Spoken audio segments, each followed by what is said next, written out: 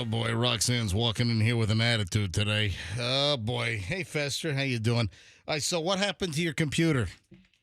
I came in. Thought I was going to say something else, didn't you? All right, I'm sorry. Do you have headphones? They're right here. Okay, I remember put those on. It's radio. Okay. Well, so you can kind of hear what's I'll going get on. to it. I got a bigger electronic issue than my headphones so now. My computer doesn't work.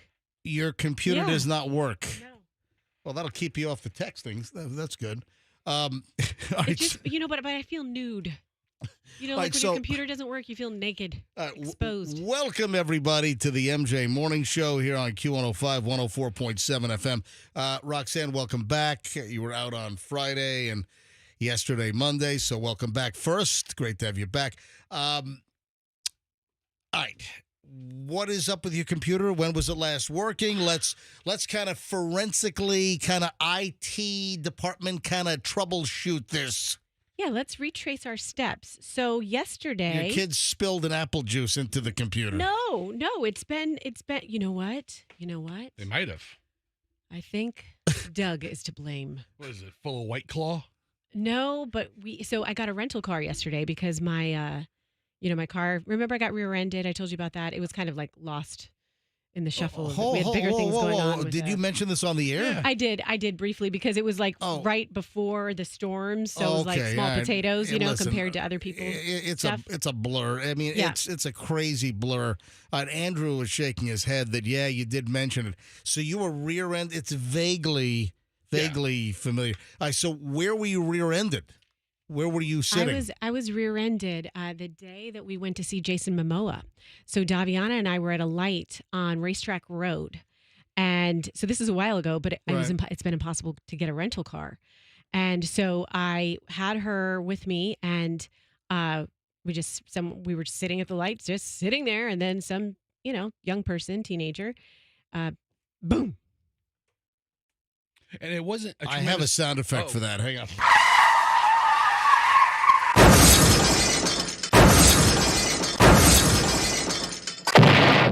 Did the car blow up?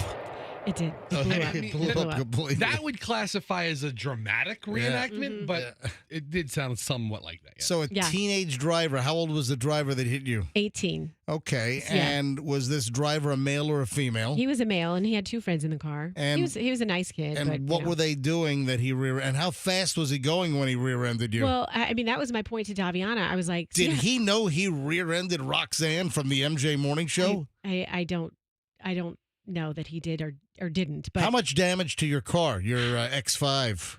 I think they put it at like 2,000 or something. Right. But my guess is it's going to go up because there are other things. They did that based on the photos that I sent them. Who's they? They being my insurance company. They didn't send an adjuster out? No. Huh. And so then what they do is, can I ask who your insurance company is? No.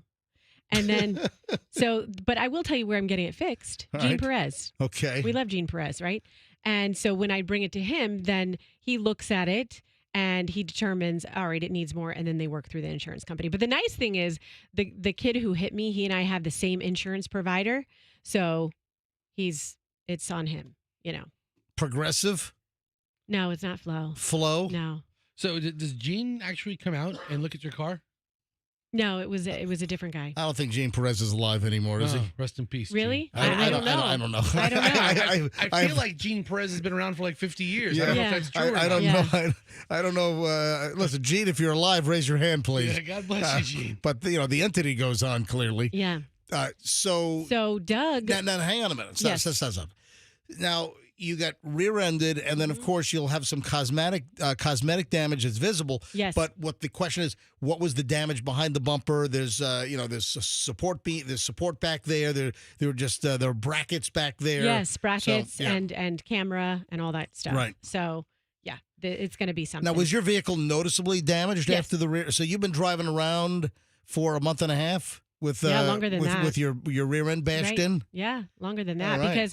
Because after it happened, I called to try to get a car, but that was post Helene, and cars were not available. All right, let's get back to your laptop now. So had the car come back into this picture with the fact that your laptop is not working? Because you asked me to retrace my steps. My laptop was working yesterday morning, And Would then the 18-year-old kid come back and rear-end your laptop now? yeah. And then Doug and I got in my car. It's all short-circuiting it. Yeah. All right, so what happened? Doug took me to get the rental car after we dropped it off at Jean Perez. What kind of rental car do you have? You know, that's a good question. You don't even know. You're driving something, you have no idea. What? Starts with a T. Does that sound familiar? Toyota? A turd wagon? No, like a Tau or something like that? Taos? Yes. Okay, yes, I was going to say Taos, but that seemed weird. Is it a Volkswagen? Yes. It's a Taos. A Volkswagen Taos. Uh-huh. Do you know where Taos Cute. is? Is it next to Laos? No, it's not. It is not next to Laos. For $50, where is Taos? Taos. Roxanne, where is Taos? I don't freaking know.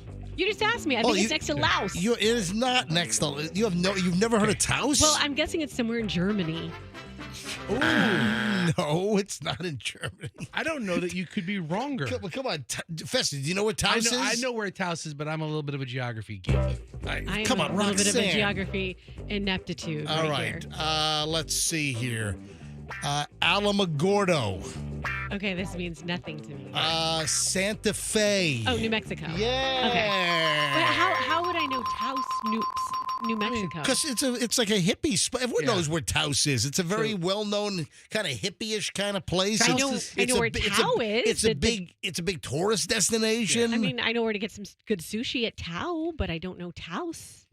These geography gaps. That's why I fester Come here. on, everyone knows where Taos, New Mexico is. Come on. I don't know that I trust sushi in Taos as much as I would the Tex-Mex. All right, so quickly, back to the laptop. So you're all out of sorts today, which I would figure be out of sorts on something. Anyway, we can't talk. All right, so all right, nothing.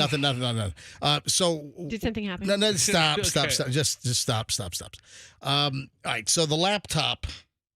So how did it get damaged? What are you thinking? I'm thinking that Doug transported it from Jean Perez's to our house in his trunk. And it got jostled? It was fine until right now. So now you're blaming a phone call. You're blaming Dig Doug for busting your computer. Yep. I don't know what's wrong with it though. We plug it in and Andrew tried to help me. Thank you very much, Andrew. And it just doesn't start up. So and Doug broke her computer. Oh my God, you're having a rough time lately. I'll tell you that. That's a big stressful AF situation right there. Crap! I'll take a look at your computer as soon as we hit the break here. Okay. Oh, good. Okay. Just getting rolling. Look at how nice Taos looks. That's a nice vacation spot. Look at Taos. It's a beautiful Western gorgeous. town. Yeah, look at that. It looks like Frontierland at Disney over there. Look at that. Look at that. Yeah. Hang on.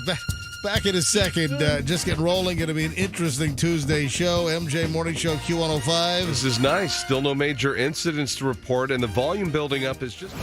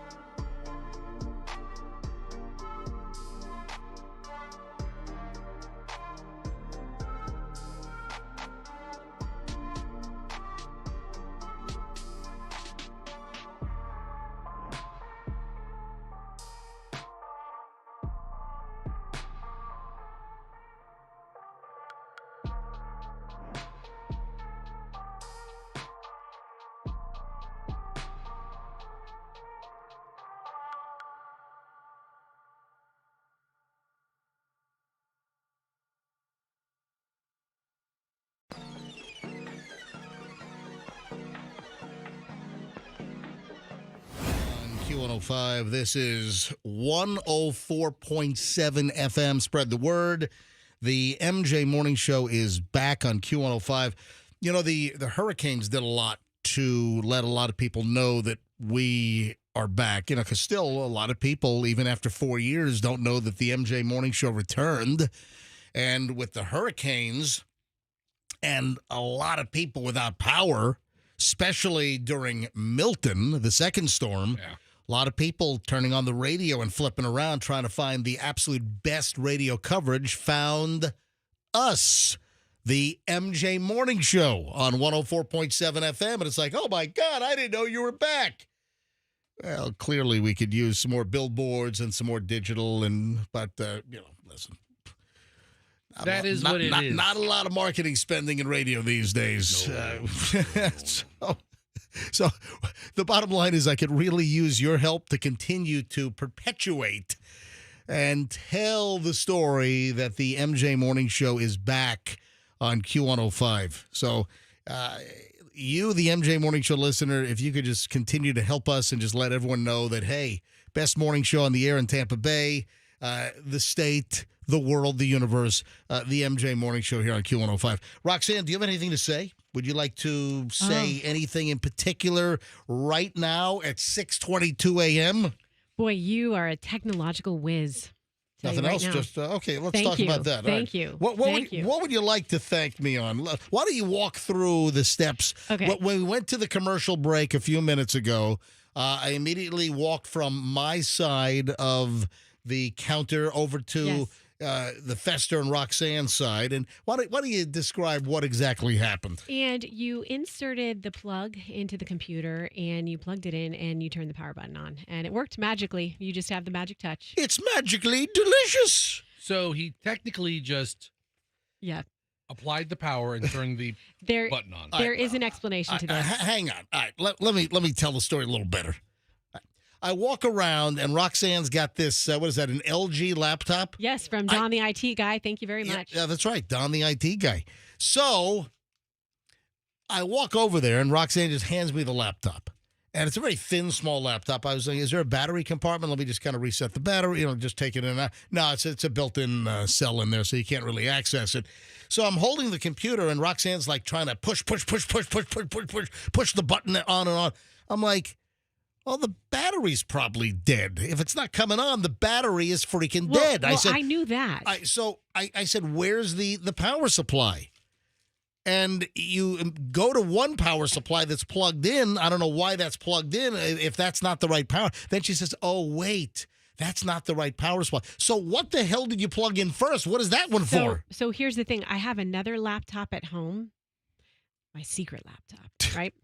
And that laptop is that for your OnlyFans account? No, it's actually a work laptop. All right, but okay. That laptop goes with this cord, this power cord. And so I was using... Why are you carrying the other AC adapter around? That was the thing. Like when we did the car switcheroo yesterday, when Doug dropped me off at the car rental place, some stuff got switched into the bag that shouldn't. So this AC adapter goes with my work computer that I have at home. Okay. And the AC adapter that I plugged in with you is the one that goes with this computer. So it was a misused AC adapter mystery. Right. All right. So the battery's dead. Mm-hmm. That was issue number one. My day just got better, infinitely better. And who's to thank for that? That's you and your that big brain under that curly hair. Oh, thank you so much. Listen, it doesn't take much to figure out that a laptop battery's probably dead and just got to plug in the AC adapter. I knew it was dead. And make sure you have the right AC adapter to fire up the... Clearly. So clearly, I am the IT employee of the month right now, aren't I?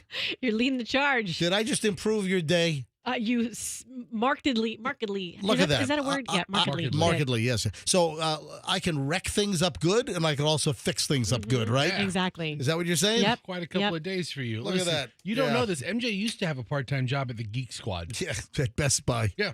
Used to drive around the little car. Yeah. Part-time. Then I drove through the front of a Little Caesars. I hit the gas instead of the brake, and they terminated me. Yeah, it didn't end well for him. But... All right, 6:25 at the MJ Morning Show. It is time for the MJ Morning Show Health Corner. Yeah, I've been noticing that. Have you guys have been? We've been doing more health stuff around 6:25. I don't know. It's not deliberate. It's just that I've got a couple of items lately, and I'm like, you know what? Let's treat the early crowd. Listen, people are getting up, and sometimes the stories I have are I think somewhat pertinent. And this particular story, and I think I might have teased this yesterday. I think I was planning to get to this in the 9 o'clock hour yesterday, but I ran out of time and I didn't get to it.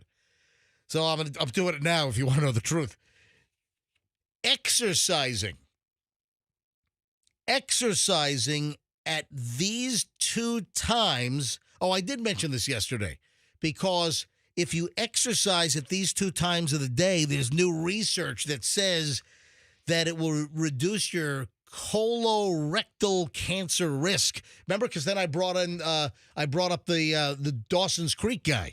We brought it up. Oh, yeah, that's right. We teased it. We didn't get into it. That's what I'm saying. I brought this up and I teased it because I brought up James Vanderbeek and the fact that he was diagnosed with some kind of colon or colorectal cancer. Mm-hmm. And how old is he? 51. He's 51 now? No, excuse me. I'm sorry. He's younger than that. I'm sorry. He's born in 77. Oh, hold on. Would you just pull that out of your butt? Yeah. I thought he was, but he's 47. Sorry to make a butt reference with the colorectal deal, but 47 years old. So 47 years old, James Van Der Beek, the star of Dawson's Creek, which was on for what, like 4 episodes before it got. How long was that on? A couple of seasons. Was it? I don't know. There was a really good movie that he was in. It was really creepy good with Jessica Biel. What was it? I'll think of it in a second. Yeah, I don't know anything about this guy. Rules of Attraction. Ooh. Oh, I was gonna say Saw 12. No, it wasn't. Okay. It wasn't like that. But All the right. Rules of Attraction. It's creepy good. If you want to ever watch it. Hang on, Andrew's got some inside the little stuff for us. What was that? According to IMDb, 98 through 03. So Dawson's Creek was on from 1998 to 2003? Yes. Are you serious? Like 5 seasons? Is that inside stuff? It's just typing into Google. All right, I'm sorry. All right. It's So like I misspoke. It's not inside stuff. Andrew All right, has the hot tip gossip. Kill me. All right. You'll only hear it here. The years Dawson Creek were on the So let me get back to the exercising deal. So if you exercise at these 2 times of the day, it reduces your colorectal cancer risk. According to a brand new study, which has obviously revealed something interesting, being active first thing in the morning or later in the evening may reduce the risk of butt cancer, of bowel cancer by 11%. How could they even quantify that? I don't know. This is a mystery. 11%. This seems like this was pulled out of somebody's butt. You know, all right? Yeah. You had a 100% chance, but since you do push-ups at 8:15 p.m. Well, let me give you the details here. That seems kind of hard to prove. You only have an 89% chance. This was a German study from the University of Regensburg, and the study looked at 86,252 people. That's a large sample size. And the people were aged 42 to 79 whose physical activity was tracked and measured. And here's the deal. Here's the payoff. Researchers, these German researchers, Akademkrauts, I believe is what they're called, they found that 2 daily peak times reduce the chance of colorectal cancer. If you exercise, it reduces the chances by 11%. So the 2 times to exercise are roughly at 8 a.m., so that's an hour and a half from right now, and then 6 p.m. Those times were associated with reduced colorectal cancer risk. And that's beyond just the benefits of physical activity and the other benefits that has on your being. So interesting. Now, I don't exercise at 8 a.m., although I am standing up while doing this show, and I'm flailing quite a bit. I very much talk with my arms and hands. Yeah, you're moving around. But what's interesting is that my daily walks are usually right around 6 p.m., where I walk anywhere from 2, 3 to even 5 miles, depending on that particular day, what I feel like doing and what my sked is like. I just know there's a bunch of German doctors who'd like to see your ass right about now. Like to get a good look at it. Yeah, as long as it's not 1941, 1942. All right, so there you go. I thought that was interesting. Very. And I exercise at one of the peak times with a benefit. So You're peaking. That's a good thing. All right, 6:31 at the MJ Morning Show. I feel very uncomfortable now. What? I don't know. I mean, the exercise talk, then the butt health talk, and how good you feel about all of it. It's just On the heels of your... yeah. I just need to. Would you like to put on a rubber glove? Ooh. Don't threaten me with a good time. Hey, I've got 2 great emails. So I went through some email this morning, and it's always great when you, the MJ Morning Show listener, hit me up with a story, content, hit me up with anything relevant, anything that might not be known that I need to know. If you've got some inside scoop on something, it's always great when we get email. And I've got 2 emails that I just saw a little while ago, which these are great. I mean, 2 different emails. These are. I'm going to share these emails next hour, 7:00 hour. So make sure you're listening. Just 2. One is a great story about Walmart. Holy crap! And then, believe it or not, the other one's about Target. So I got a Walmart and from 2 different people. So we'll get to those emails. And if you ever want to email me, folks, I'm mj@mjmorningshow.com. That's MJ at mjmorningshow.com. It's my personal private email.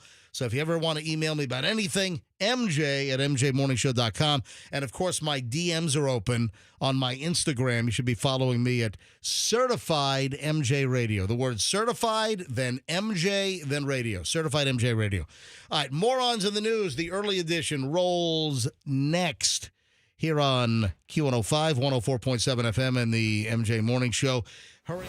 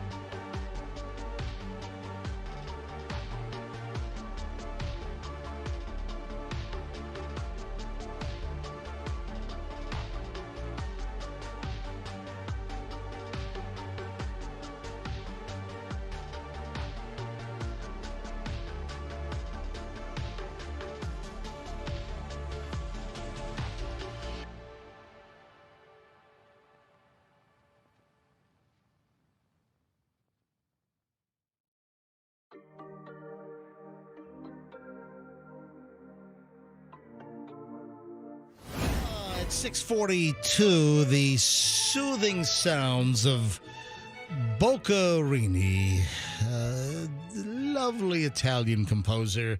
All right, MJ and Fester, Roxanne, early morons in the news. Also, we're doing that huge, really cool, top of the line LiftMaster garage door opener contest with Banco. Folks, listen. This show is about surprises. This show, we do the unconventional. Listen, I gave away 5 rice cookers from Zojirushi back in September. Do you realize that every single rice cooker was picked up? Every single one. Because obviously people trust me when I say, man, these Zojirushi rice cookers, man, if you like rice, you got to get a real rice cooker, not that sticky, sloppy, burnt mess and, that crap on the stove in a regular pot. Forget about it. Wow. So we're hooking up with Banco, which obviously Banco Garage Doors is a huge sponsor here on the MJ Morning Show. Great company. And they came to me and they said, because LiftMaster and Banco, they put the top-of-the-line LiftMaster garage door opener in my garages. And then Kim Banco said, hey, what if we do a giveaway and we do the same garage door opener, top of the line, the 87504, top of the line. I mean, the 3D lighting, it's Wi-Fi connected. It's got the camera built in, takes pictures of who's coming in and out of your garage. You get the app. You can see if your garage door is open or closed. You go to the airport. You're like, honey, did I close the garage door? Just check the app. It'll tell you. If you left it open, you hit your app button and it closes your garage door. It's so this whole thing installed, it's close to $1,000. And then next week, we're going to start taking entries. And the MJ Morning Show, along with LiftMaster and Banco overhead doors, we're giving away this close to $1,000 prize for the state-of-the-art, top-of-the-line LiftMaster connected Wi-Fi smart garage door opener. So if you'd like to get upgraded at your house, just enter our contest. Details beginning on Monday. So next week, we'll do a whole week of entry, and then we'll announce the winner on the Monday of Thanksgiving week. What the hell was that? It was my little light thing over here. No, it sounded like the microphone was like you're making some kind of a chomping sound effect, like you're working at a sound effects studio. Okay, then maybe we can record it. What Next was time we it? need a chomping sound effect. Yeah, I've got it for you. It was not far away from the bone bite from the Hanna-Barbera sound effects library. Roxanne, drop your light again. Do that.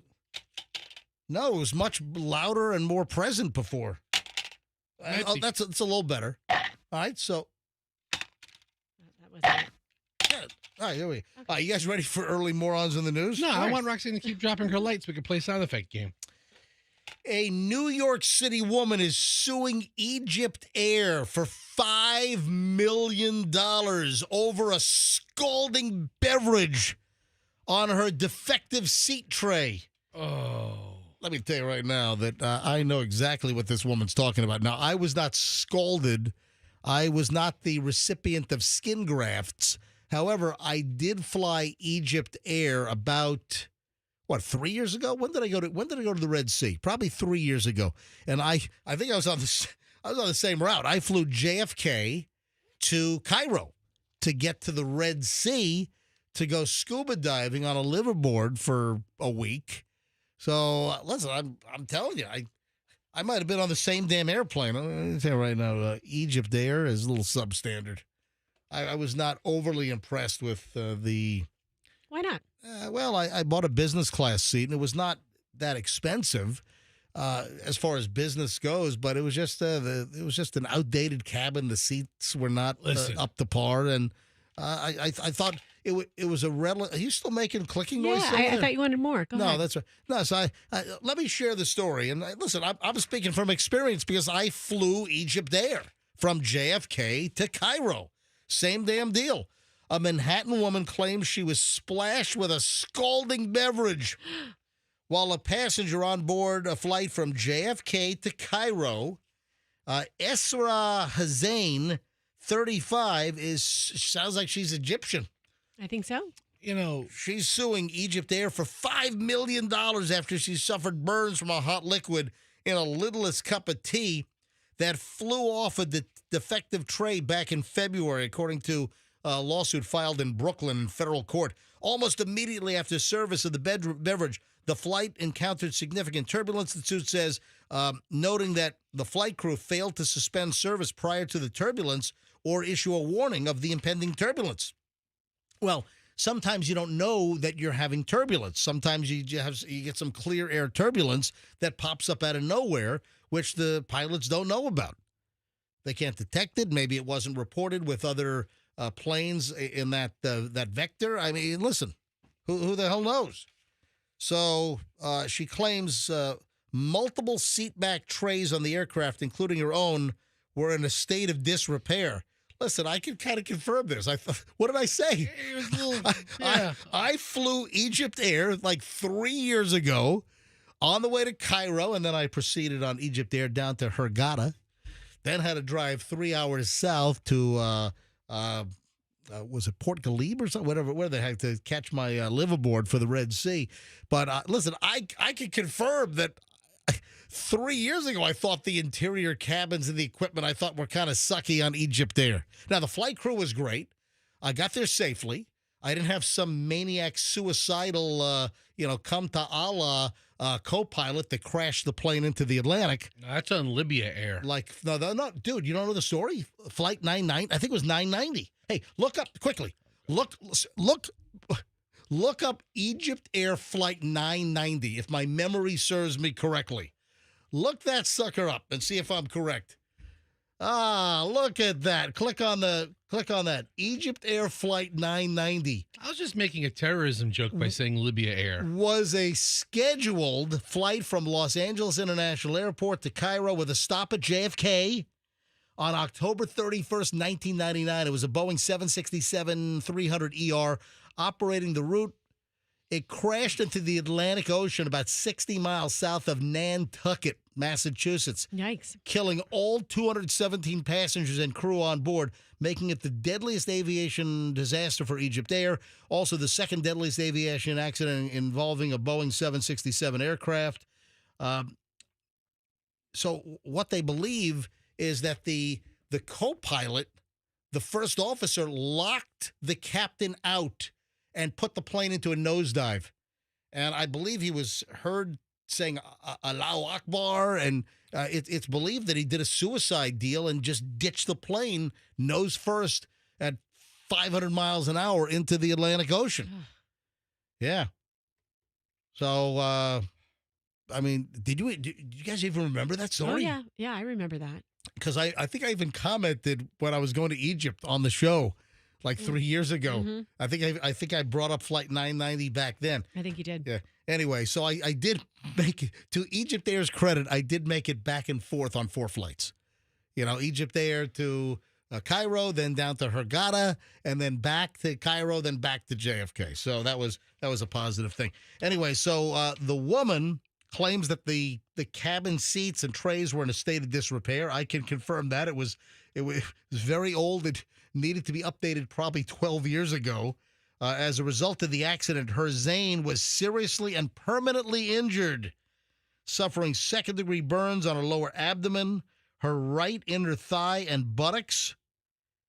Yeah, her attorney, Abram Borer. He's a very, very highly regarded attorney in New York. For the price of a lid, this didn't have to happen. All right. You know, that's what the attorney said. I'm against people who order tea or coffee on planes in the first place. You have a hot beverage, you're kind of rolling the dice, man. Yeah, but you know what? They make it too damn hot sometimes. Like sometimes it doesn't need Roxanne, to be that hot. Some like it hot. So okay? Apparently so. Maybe we should have some like it hot. The ability to request how hot we want it, because I'm actually with these people. Like, I'm not litigious by nature, but I feel like people go way overboard. And you know what else they do? They fill it. You know what this is? Yeah, some like it hot. Yeah, Power Station, 1985. Yeah, this was like Robert Palmer. The Power Station was Robert Palmer. Also, I think was it the guy? 2 guys from Duran Duran, right? Yeah, remember this? The fight. Are you gonna do it? Some like it hot. Yeah, remember that song? Yeah, of course. Good song. But, you know, they fill it to the top too much, too. So it's an accident waiting to happen. There's something beyond this. Somebody's going to get hurt. There's something even on top of this. And we've talked about this numerous times on this program, that flight attendants say that you shouldn't order coffee or tea on an airplane because the makers are very rarely cleaned out and they're filthy. So that's another reason why you're not supposed to order hot coffee or tea on an airplane. Anyway, early morons in the news on the MJ Morning Show. 6:52. We start the 7 o'clock hour next. I got 2 great emails from listeners I got to share coming up in the 7 o'clock hour. Man, we are packed on this Tuesday MJ Morning Show on Q105. Let me tell you about bank.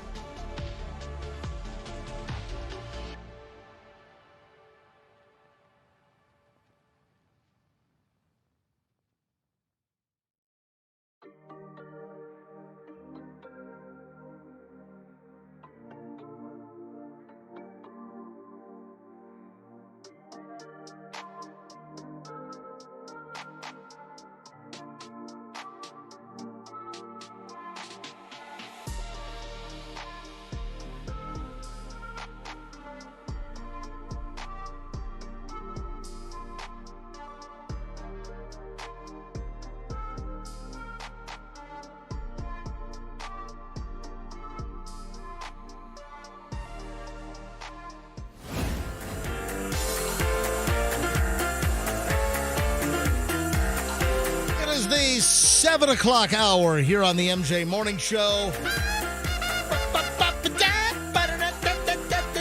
7:02 MJ. Roxanne is back. Fester. Andrew, our producer, in the booth. It is the famous 7 o'clock hour. Great stuff right here, but keep in mind, we start an hour and 20 minutes of nonstop MJ coming up at about 7:25 every morning around 7:25, an hour and 20 minutes plus of nonstop MJ. No music, no commercials. It's just nonstop content. That's on the way in just a bit. So I've got a couple of emails I want to get to, and I'll do that in the long segment. Two really interesting emails from listeners, and one is regarding Walmart, one is regarding Target, and two separate listeners. And you got to hear this stuff coming up in just a bit. Stand by. I also got a very obnoxious comment. I revealed something on the show. I think I first mentioned this last week. And I mentioned something. Somebody dropped me a really obnoxious direct message on my Instagram at Certified MJ Radio. So heads up for that. I mean, this is obnoxious. It's uncalled for. Oh. It's Well, it's insensitive. It's accusatory. So hold on, we'll get to that. Yes, you were saying?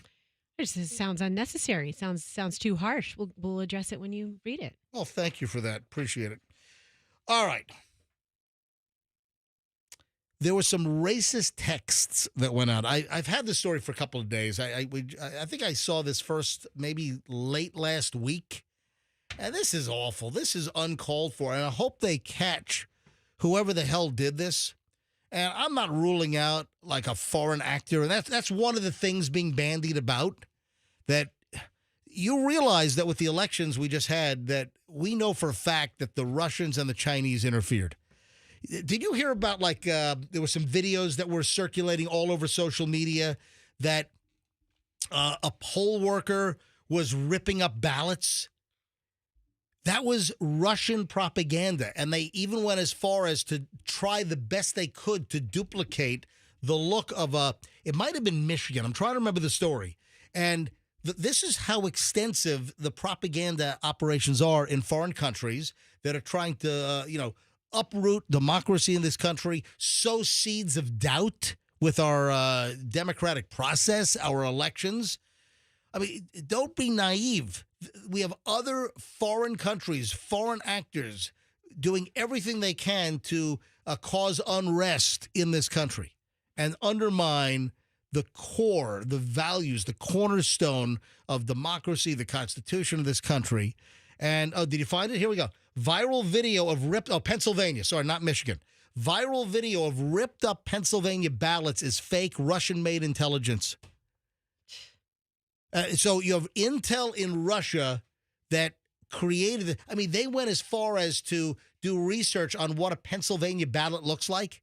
And they tried to, they made copies and they made a video of a poll worker ripping up ballots. Oh, that's a very specific envelope that it's mailed in, very specific ballot. But guess what? The Pennsylvania authorities recognized that there were some issues. The color wasn't quite right on the printing. And anyway, nice try, Vladimir Putin, and all of your disruptors trying to listen, these foreign countries, man, especially the Russians and the Chinese, the North Koreans are also involved as well.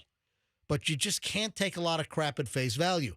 And I believe I read that it's believed that these racist texts that will you guys aware of this? Have you heard about the racist texts? I did, but I heard so much stuff last week. I got to admit, I turned a blind eye to most of it because. So I had overload. this story last week. I just didn't get around to it. I think it's important though.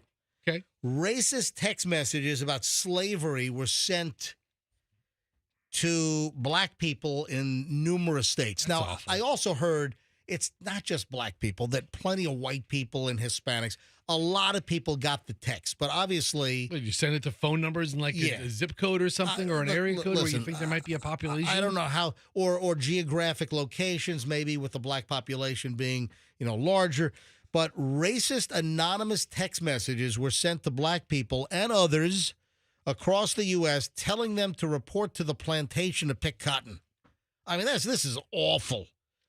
According to law enforcement officials and civil rights leaders, black people in states including Alabama, North Carolina, Virginia, New York, Pennsylvania, Florida, right here, some people got it. The messages started arriving with officials in Virginia saying that they were first notified of them last Wednesday. The FBI investigation, I guess, began on Thursday. The FBI said in a statement they're aware of the racist text messages and is in contact with the Justice Department and other federal authorities on the matter. The threat and mention of slavery in 2024 is deeply disturbing and perpetuates a legacy of evil that dates back to before the Jim Crow era. Certainly an error and an era, according to the NCAA chief executive. Anyway, there is a belief that maybe foreign adversaries, that foreign actors might have been involved with that as well. Bunch of foreign creeps. You know, I've got the text. I've got like 3 different ones that were sent. I'm just curious. Did anyone listening get the slavery texts? Did you get this last week? If you did, 800-990-1047. Just curious if you received this.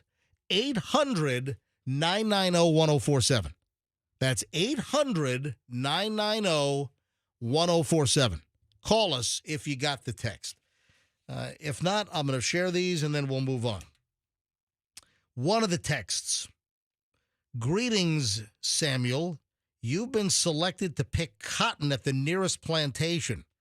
Be ready at 12 p.m. sharp with your belongings. Our executive slaves will come get you in a brown van. Be prepared to be searched down. Once you've entered the plantation, you are in Plantation Group W. Group W, a Westinghouse broadcasting station. So it doesn't mention anything about voting or the polls or the candidates or... It's just a threat. It's just threat. a threatening email or text message. It's just Creepy. obnoxious. It's creepy. Yes, it's threatening. It's just oh, wait a minute. We're getting calls. All right, hang on. We're getting phone calls. Let me grab this call. And then there are 2 other texts that people were getting. Hi, good morning, MJ Morning Show. Who's this? Kim. Kim and Sefner. Yes. All right, Fester just put the screen up. Kim, welcome to the MJ Morning Show. Well, much. Kim, did you get the text? No, my son did. He's a freshman in high school. Wow. And what is your ethnicity? We are turkey turd tan. We are Caucasian. All right, so you're white. So you're a white, Yes. and your son is clearly white. And so, Yes, sir. And again, it wasn't just black people that got this. I mean, this went out to a lot of cell phones. So black people got it, white people got it, Hispanics got it. Just all kinds of people got these texts. So how old's your son? He's a freshman in high school. He's 15. All right. And obviously he told you that, hey, Mom, look at this text I got, right? Yes, he deleted. He told me he deleted it, and he said, this is ridiculous. Do you know which one he got? Because I just shared the first one, and then here's the second one. Greetings. You've been selected to pick cotton at the nearest plantation. Is that the, hold on a minute. That's, so this one's a different group. Be ready at 12 a.m. November 13th. So this is a little different. Greetings. You've been selected to pick cotton at the nearest plantation. Be ready at 12 a.m. November 13th sharp with your belongings. November 13th is tomorrow. Executive slaves will come get you in a brown van, so that's the same. Be prepared to be searched down once you've entered the plantation. You are in Plantation Group D, so that's different than Group W, the first one. So hold on a minute. Here's the last one. Good afternoon, Renee. You have been chosen to pick cotton at your nearest plantation. Again, be ready at 10 a.m. Okay, this is an earlier group. Be ready at 10 a.m. with all of your personal items and possessions because you will never see them again.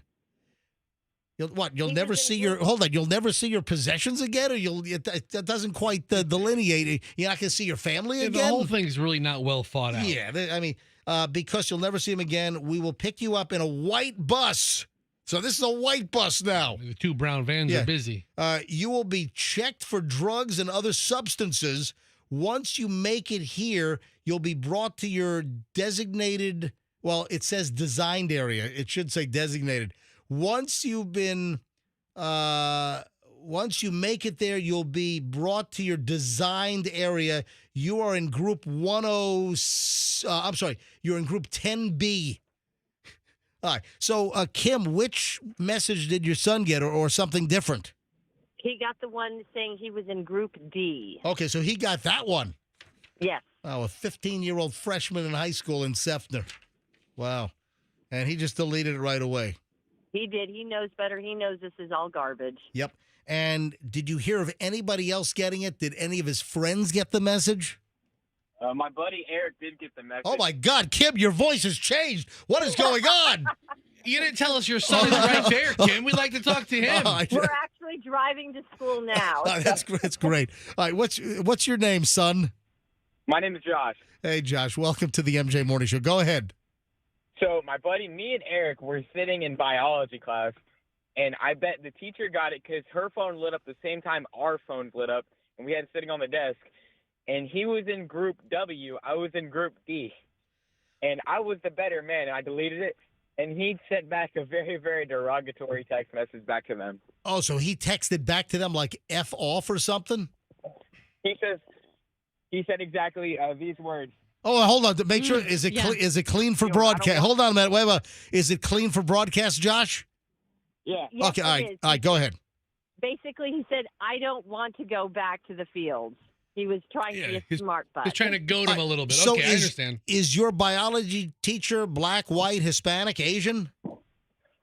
Josh, what ethnicity is Hispanic. biology teacher is Hispanic. Hispanic, yeah. So, again, all ethnicities got this, not just black people. So, Josh, did the number or did the message? I think Josh is Josh getting out of the car at school right now? He just got out of the car. All right, he's gone. Mom, you might know this. Did the number or the text come from a real number? No, they were spoofed numbers. Interesting. Yeah.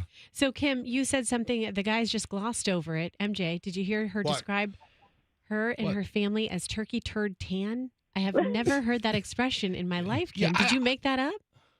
Actually, no. It's something that I've known for years. We are not, to say somebody is black or white, nobody is black or white. We are all different colors of the rainbow. Right. And so it's just, I have an issue with you're white, you're black. No, we're not. We're all mixed with different ethnicities. All right, so Kim, where did turkey turd? Oh, I did hear that, by the way. You heard that, yeah. Where did turkey turd tan come from? I'm originally from outside of Chicago, and when I was growing up, that's what we said. We are turkey turd tan. We're not white. We're not this. We're that. We are a tan color. All right. I'd just like to point out, Kim, that's not very sensitive to Turkish people. I mean, I think she's talking about the gobble turkey type. I was talking about gobble gobble. yeah, yes. sure you are. Yeah, Turkish racist. Not like Erdogan, the president of Turkey. No, not talking about any other. Yeah, Turks and Caicos, maybe? All right. No, I don't think so. Kim, thank you for the story, and thank you for checking in. Good stuff. Have a great day. All right, so that's exactly why I ask for phone calls, and it's really amazing. Whatever I ask for, generally we get. So that's three people, two students that are close friends. Kind of shows how large and how wide, how diverse the listenership is. Yeah, go faster. No, that's three people. The two friends and the teacher might have gotten all the. So there might have been hundreds and hundreds of thousands. Yeah, come on, just in this area. It was multiple states, as I mentioned. It was Florida and New York and Pennsylvania. I mean, it's all over the place. Alabama, North Carolina, Virginia, just to name a few, including obviously right here in Florida. And we just confirmed with that one phone call that 3 people got it. All right, 7:16 at the MJ Morning Show. There is a celebrity, a former celebrity couple. There is, there's children involved. And then I'm hearing that the father is like having nothing to do with the kids. And the mother is obviously in total involvement and raising the kids. The father, and again, these are 2 big celebrity individuals. When I heard that the father was virtually invisible and not really helping to raise the kids at all and just ignoring the kids, I'm like, you know what? In this particular case, I think this is a good thing. You know what? This has the MJ seal of approval. All right, who am I talking about? I want to see if you guys can guess who it is. Oh, man. All right, which celebrity couple? Celebrity mom, celebrity dad? Who is it where I would say, you know what? The fact that the dad is absent, that's probably a good thing. All right, I got these emails from listeners coming up, one involving Walmart, one involving Target. These are great. You got to hear them. Back in minutes with an hour and 20 minutes of nonstop MJ next.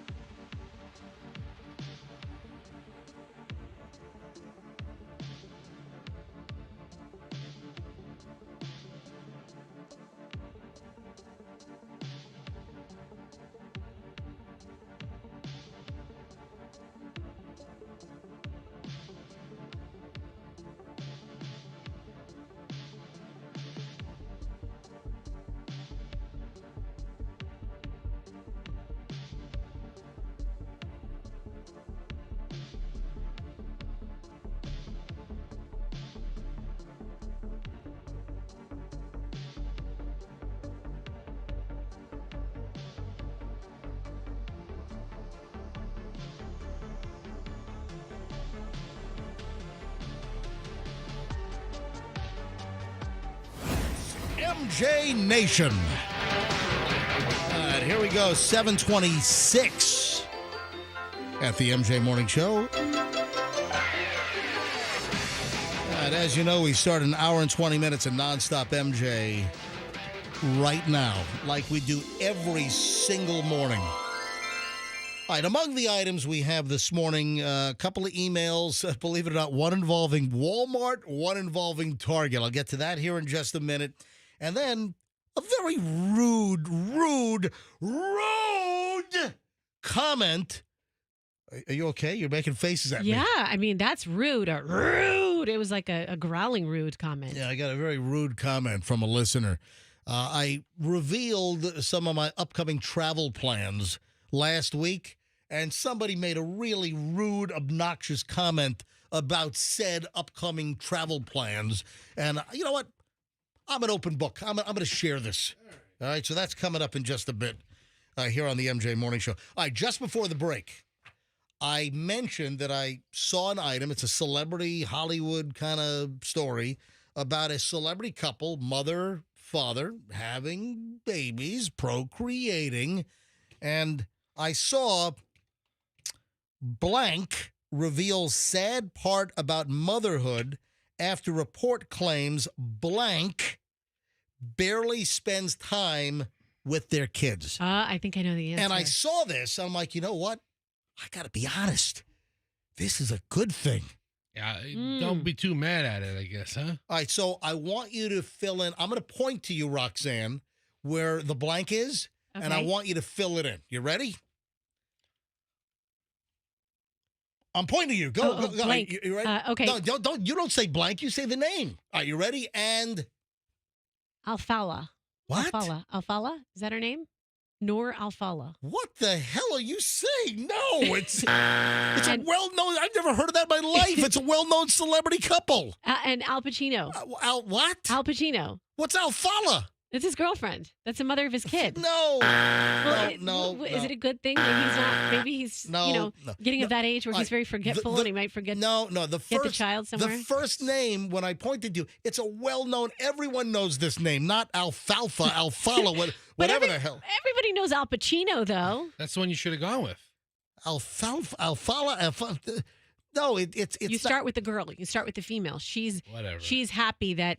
Okay, so this nothing to do with the Little Rascals in Alfalfa. Nothing. So it's not Al Pacino. No. Okay. All right, Fester, do you know? Yeah, All right. of course. All right, here we go. I'm going to point to you and. Tom Cruise. No! What? Tom Cruise and what's her face? They have a kid and he's like never there. Suri? Come on. Yeah. What? Well, that's the kid's name. Suri's all grown up now. Suri, who's 34 years old now, or she's whatever. not 34. How old is she? How old is Suri Cruise? She's got to be 30. She's got to be banging on 30. Well, you know his son lives here in town. Did you know that? And he's a great kid and has a great relationship with Tom his father. Cruise lives in Yeah, town. that's what I'm saying. Right. Suri's 18. Oh, she 18? Okay, all right. Oh, I thought she was a little older than that. And Nicole, not Nicole. What's the mother's name? Holmes. Katie Holmes. Homegirl. No, Yeah. Katie Holmes. Katie. Home. No, all right, listen, I'm just going to say. The first blank is Kim Kardashian. Oh, and Kanye. Yes. Kim Kardashian reveals sad part about motherhood after report claims that Kanye West barely spends time with their kids. I'm like, this sounds like a dream come true. Who wants that psychopath having any influence on your kids? At all. Well, you really? could make the argument both ways, right? And then that, is it Kanye's new wife? And Bianca Sensori. She walks around, what's her name? Bianca Sensori. She walks around like nude or, wearing like a piece of masking tape on her nipples. I mean, it's like, what's going on here? Uh-huh. She actually has a masking tape commercial out. She's the spokesman for duct tape. I think I saw her wearing just out of the house, just with like 3M blue painter's tape covering her nips and her lower quadrant. Listen, she looks great. I'm a big fan. I'm sure you are. No, I thought this was a great thing that Kim Kardashian doesn't have to deal with Kanye. What positive influence? What could Kanye West possibly add to the upbringing of their kids? I think it's a good thing that he's absent, Daddy. All right. In most cases, I say no, that's not a good idea, and I'm appalled by the possibility. But in this case, Kanye West is just a walking disaster. So, all right, moving along. I thought this was really cool. So, if you're older, you might have some tucked away.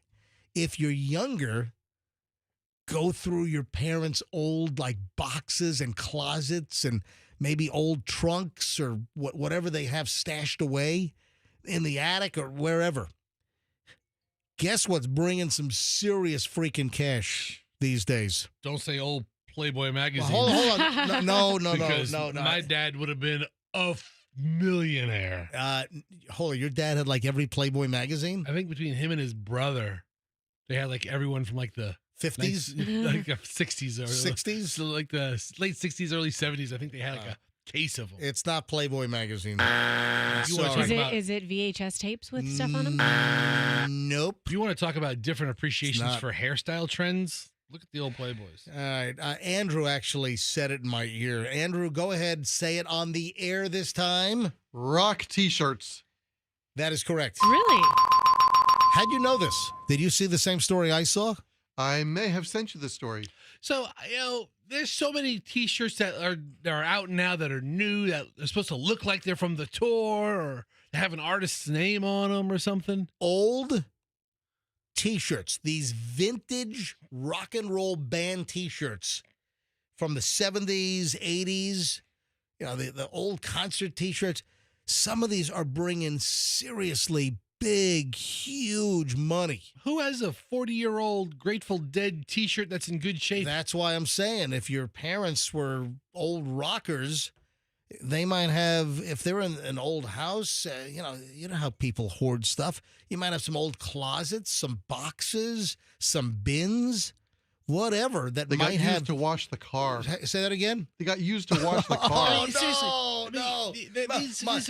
Molly Hatchet T-shirt from 1982. But Leonard Skinner T-shirt, right, from the mid 70s before they died in the plane crash. What year did half of Leonard Skinner die in a plane crash? Was that like 1976? Yeah, that guy's 1977? Anyway, seriously, these vintage 77. So these vintage T-shirts, again, dating back to the 70s, 80s, a ton of them, even newer though, they don't have to be that old. Even newer shirts, and I say newer relatively speaking, some of the shirts from even the late 80s through the 90s and even the early 2000s are bringing some serious money. what serious money?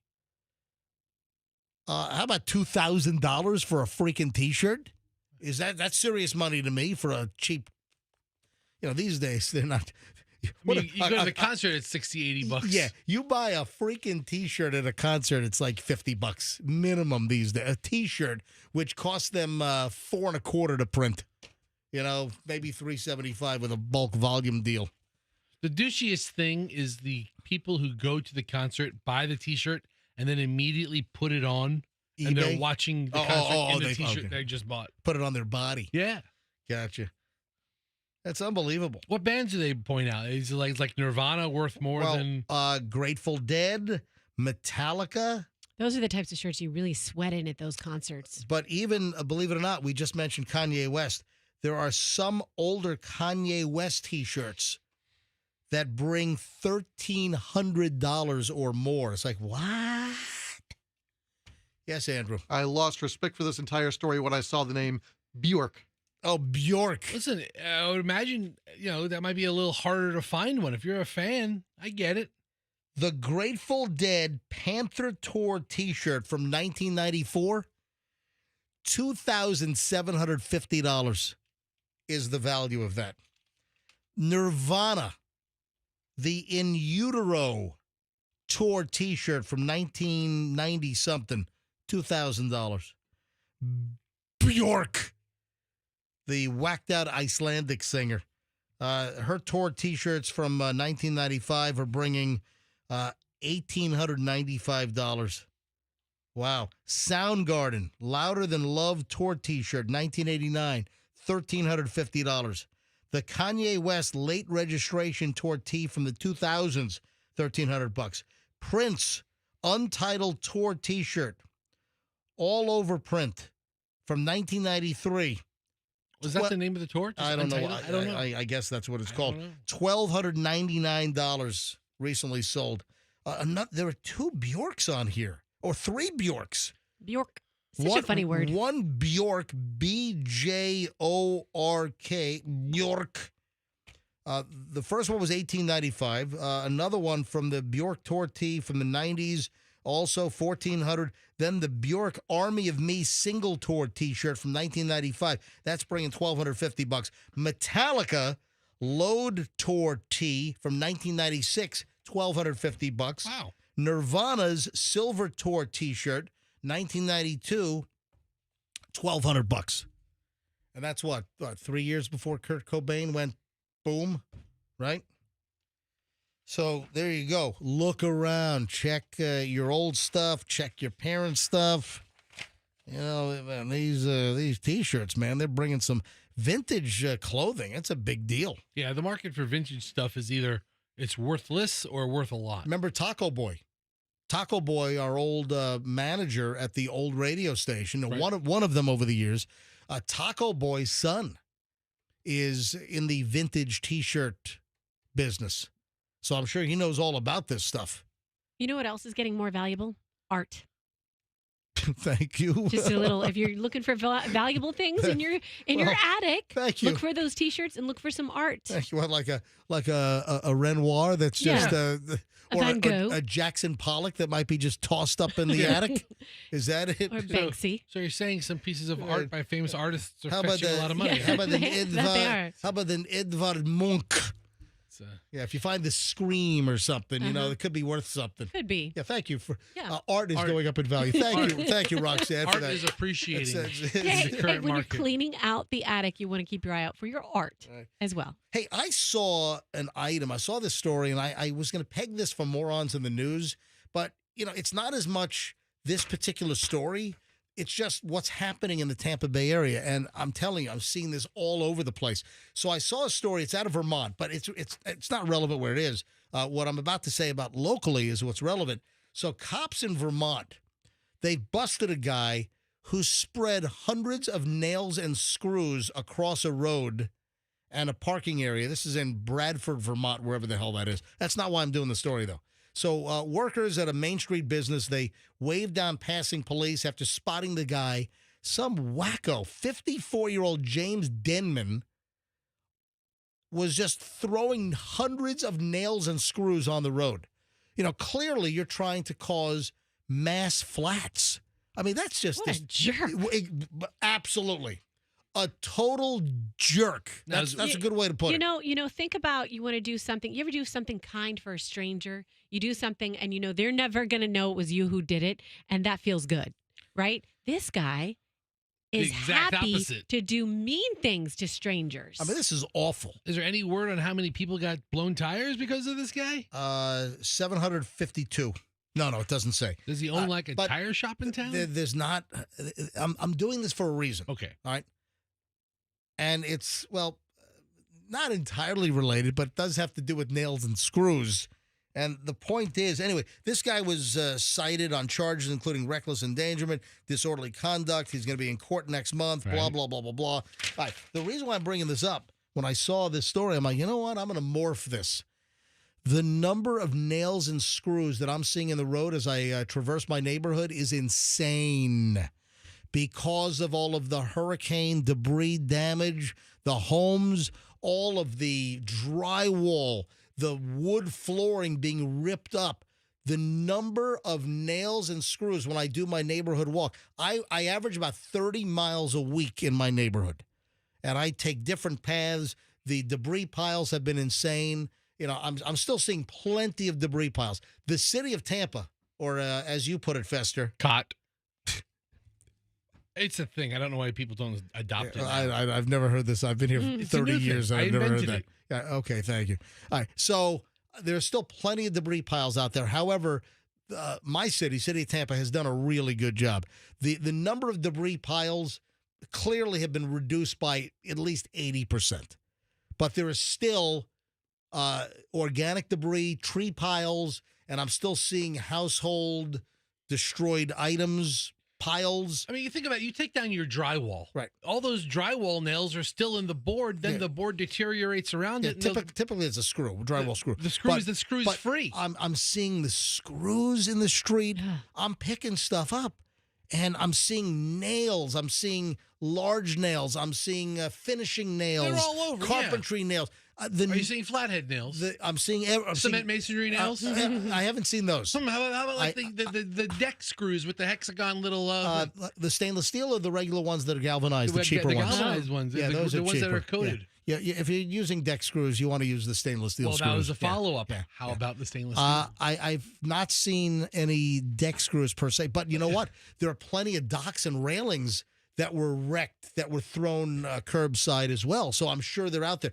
Bottom line is, folks, be careful when you're driving through neighborhoods because, again, if there were major debris piles, there are going to be screws and nails.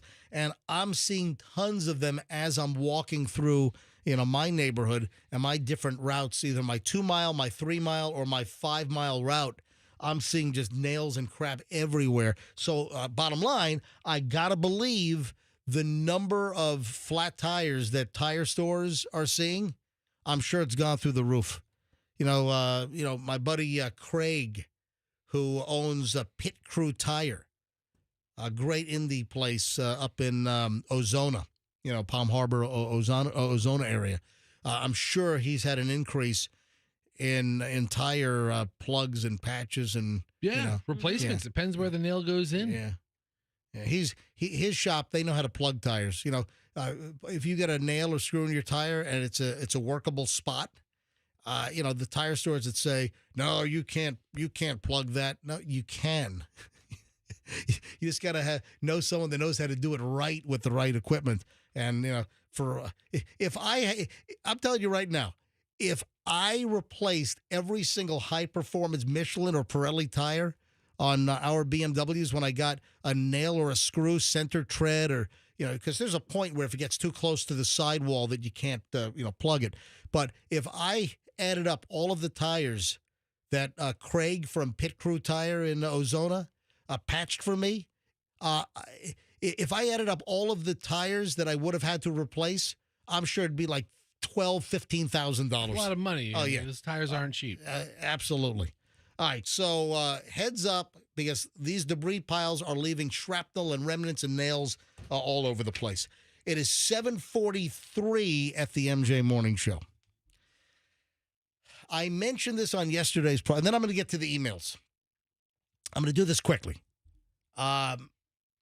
Roxanne, I'm going to need you to monitor Fester. Okay. Fester, I'm going to need you to monitor Roxanne. And either of you guys can come around here and monitor me. You can self-monitor. We'll have our hands on each other. What is this? You know what? Quiz? I want to have a monitor lizard monitor me. That's what I want. It really sounds like it'd be a good idea, but you know what? They're really vicious animals. They are. Or what about Lizards? what's the dragon? The Komodo dragon. Yeah, I mean, Yeah, I that's- put those on my ears. I love those. What? No. We're talking about you're talking about little Florida Yeah. lizards that you see running on the Mhm. concrete. No, that's not what we're talking. The big monitor lizards, they're vicious. They'll take Oh, off a hand. I thought that. Oh, see, I didn't know what you meant. We're talking about No, that was- monitor. They'll eat your children. that was over my head. Tell me about these. I've May- never heard of this maybe type not. of lizard. Andrew, why are you shaking Monitor your head? lizard? Andrew, why are you shaking your head? Monitor lizards are great pets. They're not that big. Okay, I'm Not sorry. like the Komodo dragon. It's the Komodo dragon that'll eat your kids. All right. So Which ones are the ones that fall out of the trees and act like they're dead? iguanas. Okay. All right. So here's the deal. I mentioned this on yesterday's show, and we got a little too late to do this. Plus, I wanted Roxanne you to be here, and Okay. hopefully you're able to do this with this. Anyway, I can't talk about it. All right. So nothing.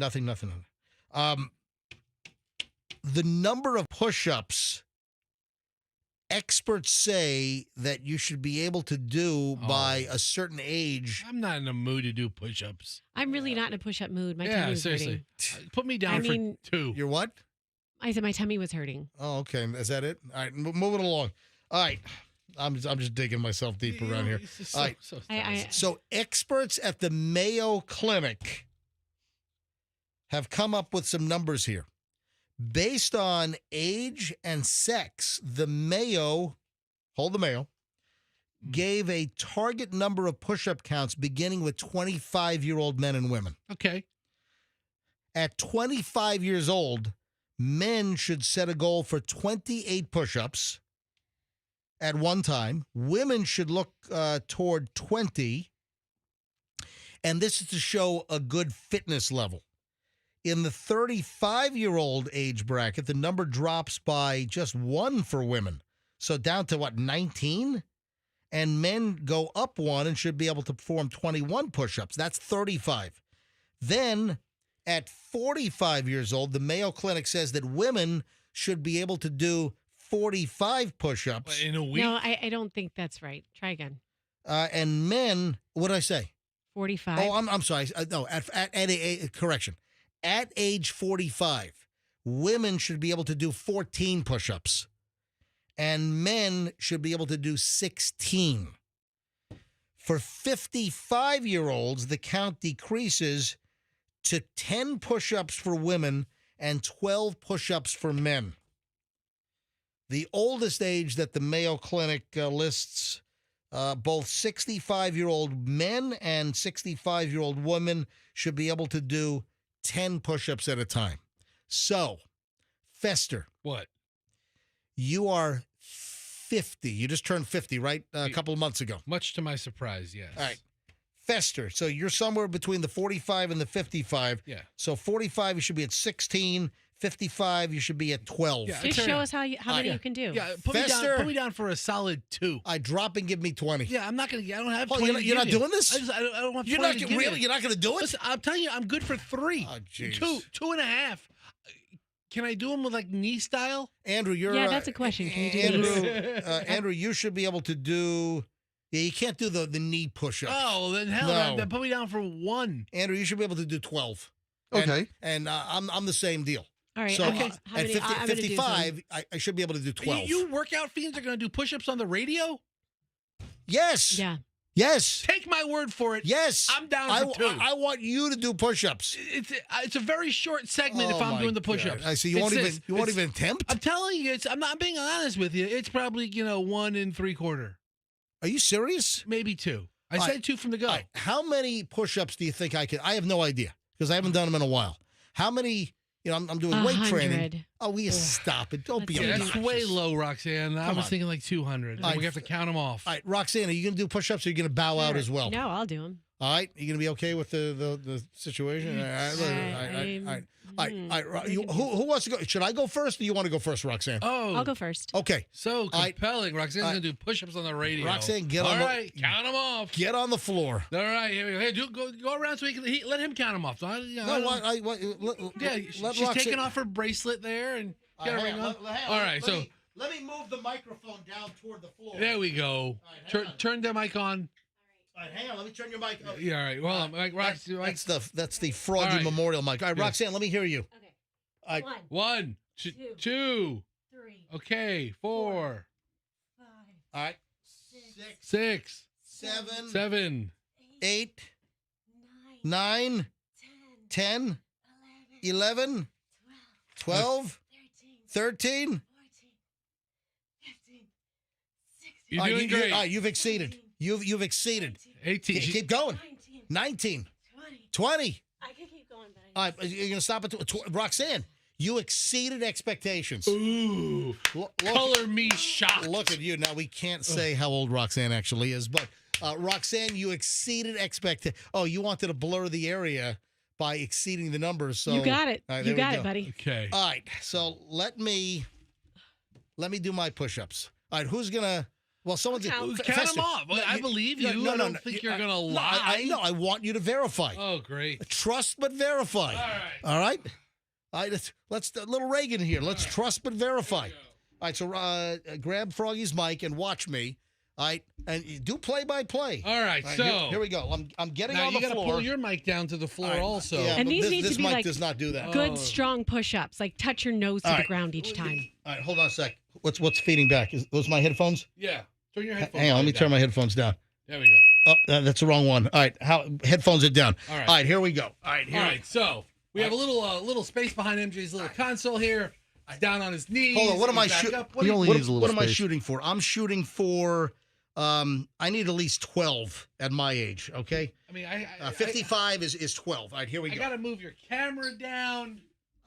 Don't move the camera. It won't reach. You're the one that's. So you just got to count it off. What's the number? 12. 12. 12. All right, here we go.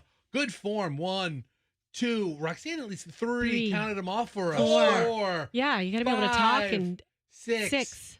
MJ, I gotta say, your ass looks great. I think you're at 9, 10, 11, 12, 13. I mean, I'm really impressed with your ass. I lost count. I hope you're counting. 16. Okay, good. 17. He's 18. just trying to beat me. Yeah, 19. He's trying to stop 20. it. He just wants to one up me. 21. Okay, Oh, great. oh, 21. Listen, I can Okay. keep going as well, but I had to beat Roxanne. Oh, great. You guys. All right, boy. next up, our squatting contest.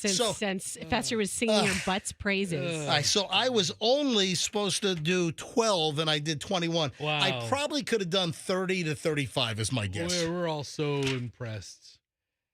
I'm not doing this to impress you. I'm just saying that this apparently is a health barometer according to the Hold the Mayo Clinic. The fact that I'm impressed is just a residual. And MJ, I gotta say, that ass of yours, Will you stop? it was. I go back to your It was microphone. something. Get off the Froggy Memorial mic and go back to your mic.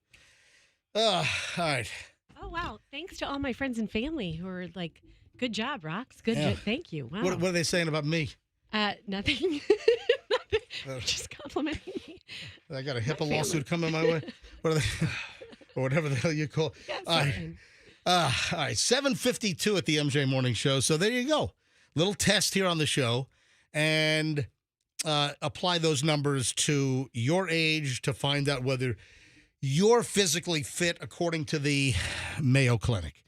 7:52, and now a couple emails. Again, love contact from you, the MJ Morning Show listener. This is a perfect example that if you have How out of breath you going to be there, buddy, for the rest of the show? He'll catch up. He'll be all right. It's almost done. It's almost done. And I did a nice, steady rip. Yeah, recovery is important. You need to be like, all right. Okay, take a breath. Need some chocolate milk. You know, they say chocolate milk is really good recovery. Oh, and you love that, baby boy. I love, what? You're like, That sounded creepy I like and weird. chocolate. I like chocolate milk. I do. I love chocolate milk. I bought the Trader Joe's Fair Trade chocolate milk yesterday. Oh, my God, the traffic. Holy. Where? The Trader Joe's on Swan. Again, who is the monkey ass that approved that location for a Trader Joe's to go there with a parking lot the size of a waffle? I mean, seriously. I mean, the traffic backed up both ways on Swan, and it's insane. It's really a terrible spot for a supermarket. It's an awful, awful spot for and I like Trader Joe's. Went to get my shelled English peas yesterday. Grabbed, the bananas at 23 cents a piece. Used to be 19 cents a piece. You know what's great? I found something new. I used to buy the Crown Prince smoked oysters at Trader Joe's, but then their price got higher than Amazon. And then now Amazon's cheaper than Trader Joe's. Well, but then Amazon went back up. Anyway, so I like the Crown Prince smoked oysters. They're from South Korea. So, I won't buy anything from China. I'll buy no food made in China.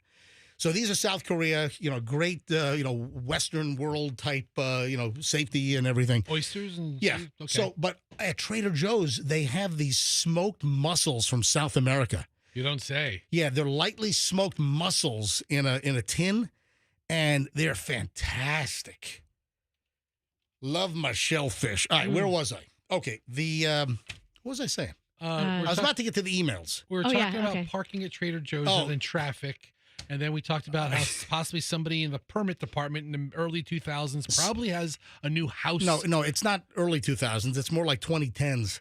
So somebody's palms got greased. Somebody got paid off. You got the city of Tampa where, they give you a hard time about cutting down a tree or something. Or, oh, no, your fence is 2 inches over the property line. And they approve that Trader Joe's to be located at that location? I mean, it's asinine. Just saying. And I like Trader Joe's. It just should have been at a different location. All right, anyway. Milton took care of all those trees the city didn't want to have correctly pruned or chopped down earlier. What I was about to say is that I've got 2 emails I want to share with you. Okay. And I love getting emails and contact from you, the MJ Morning Show listener. This is just an example of 2 pieces of content that I got via email. Or I've got the issue with the direct message. I've got a really rude comment from a listener via DM. And I am, you know what? I resent the insinuation. Sir. I'll get to that in a minute. First, though, if you ever have any gossip, you ever have any inside information, you ever have any show prep, email me, mj@mjmorningshow.com. Or you can send a DM to Certified MJ Radio on Instagram. So my DMs are open, Certified MJ Radio on Instagram, and my email is mj@mjmorningshow.com. The first one, and this is great. So one is about Target, and just coincidentally, the other one's about Walmart. Okay. So 2 of the largest retail players in the country, and I've got 2 separate stories. The shortest story is from Christina. Hey, Christina, thank you so much for sending this. Oh, you're welcome. And she's following up on the Wicked.com story we did yesterday. Do not go to Wicked.com. No. It's a porno site. So Wicked, and I missed this. you were out yesterday. I'm so excited. Yeah. Wicked is coming to theaters. Yeah, I know it is. Soon. Yeah, well, you weren't here. We had to toe the line. Anyway, so Wicked, sorry. So weird. So Wicked. It comes out November 22nd. Right. Wicked is the Broadway musical turned into a movie. Ariana Grande is in the movie, and it's expected to be a big Thanksgiving holiday hit. And of course, they have a whole line of Wicked dolls and merch, and Mattel. Everything you can imagine. Mattel put out all these dolls with the Wicked characters. And Roxanne, did you not know about this? Of course I do. Well, not about the porn site. No. On the box. No, Yeah. Of course you know about the movie. On the box, they have www.wicked.com. Wicked, we found out, I didn't know this because I'm not an expert on porno manufacturers, but Wicked is a big company that makes porno movies. A production company. It's a production. Thank you. It's a production company. Wicked. Wicked Films, Wicked Picture, whatever. Wow. But their website is wicked.com. And some schmuck, they didn't test this out. They assumed, this must be Wicked. But the actual website for the movie is wickedmovie.com. And they make all of these boxes with just wicked.com. And if you go to that, you get to the porno site. And Fester did yesterday, which I thought we had those blockers in here to block porno and lottery and gambling and all that. So that one snuck by. The budget for that was cut. Just like everything else. Everything else. Yeah. Well, can't afford the porno blocker no more. All right, so the story we had yesterday was that Mattel was telling parents to take the doll out and throw away the box. Or if you're giving it as a gift, just let the kid open it up and then grab the box and just destroy it. Or just cross out or take a fork and just like scratch through the cardboard on the side of the box where it has the porno website. I mean, that's an option. I mean, that's clearly a way to do it. All of these things are ridiculous. I've given my kids, I said yesterday, hundreds of toys. They've never once looked at the box so closely that they go to a website. Then there are some reports that Mattel was recalling, but they can't. Yeah, they can't. The timing. And we also we saw that Mattel was offering suggestions on what you do with this pornographic website URL on the box. But I haven't seen anything that there's a recall. However, the first email from Christina is this. I'm a little late to listening to the podcast. All right. But I work for Target, and we took the dolls off the shelf yesterday because they were recalled and told us to take them off the shelf. Now, were they recalled by the manufacturer or just by Target and their level of standard because they're still selling the product? Yeah, they are. Fester, go to like Mattel, Wicked, and do a Google News search. I don't think there's an update. I don't think Mattel has officially recalled these. I think you might have individual retailers that. All right, so what do we have? Mattel says it's deeply regrets. Mattel removes?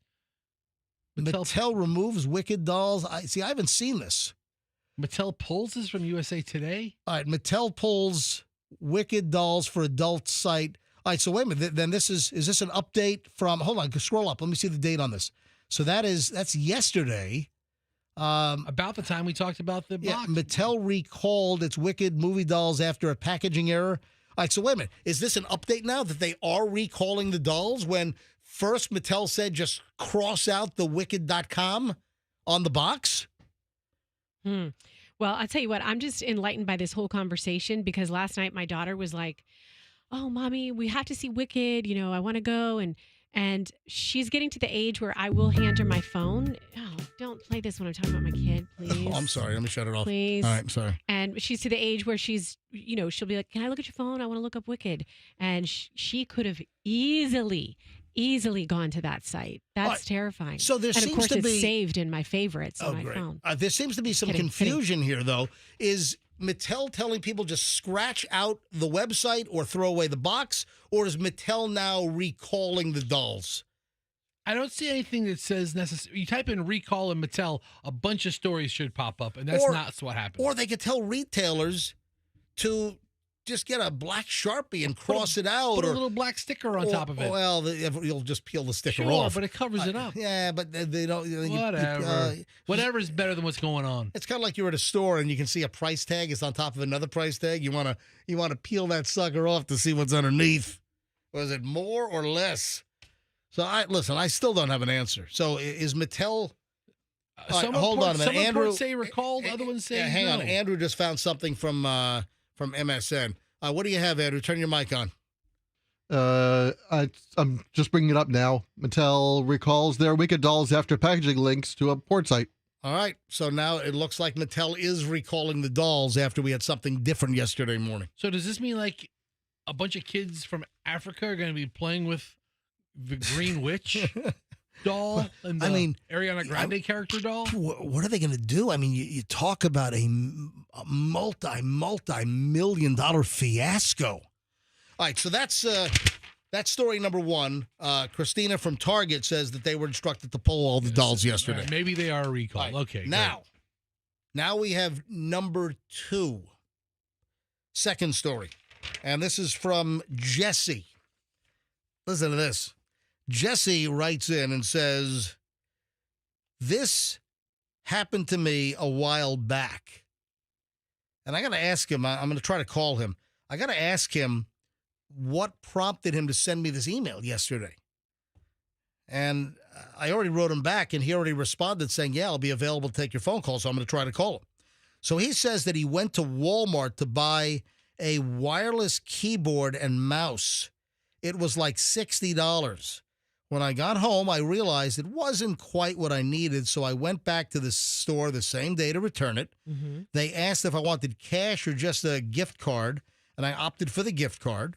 When I went to grab the better version of what I needed, so a different keyboard. Yeah, something a little higher quality. And a laptop bag, I expected to hand over the gift card and pay extra. So use up the gift card and then obviously have to make up the balance. The cashier at the electronics counter handed me the gift card back with a receipt. I was confused and looked, and the balance on the gift card was over $4,600. Oh, wow. Oh, my. They entered the wrong amount. Yeah. Oh, yeah. When he went to customer service, 460,000 instead of $46. whatever it was, they put the wrong amount on there, and he ends up with a gift card with over $4,600 loaded on the gift card. That's untraceable. This is nuts. So, holy crap, that's like a dream. So he makes a mention to the clerk apparently at the at Walmart. They don't care. And let me read what he wrote. He said it's fine. I told him no. So wait, the Walmart employee was going to just let it go. Oh, so what? You got $4,600. Just it's fine. And then Jesse said no. I need to speak to the manager. He's a Karen. No, I'm kidding. Mm-hmm. So he says, no, it's not okay. I need to speak to the manager. Apparently, the previous cashier that did the swap accidentally gave me the store gift card drop key or something. I couldn't remember what he called it. But he ended up refunding me and told me just to keep the stuff for my honesty. I know Fester would have walked out with some TVs and a box of Twinkies. Okay, dude, absolutely. I mean, I wouldn't have blown it all that day, but I mean, $5,000. Do you spend $5,000 in Walmart? No, like, of course not. Oh, no, hold on. Over the course of like 2 years or 3 years? Probably not. I don't. Okay. No.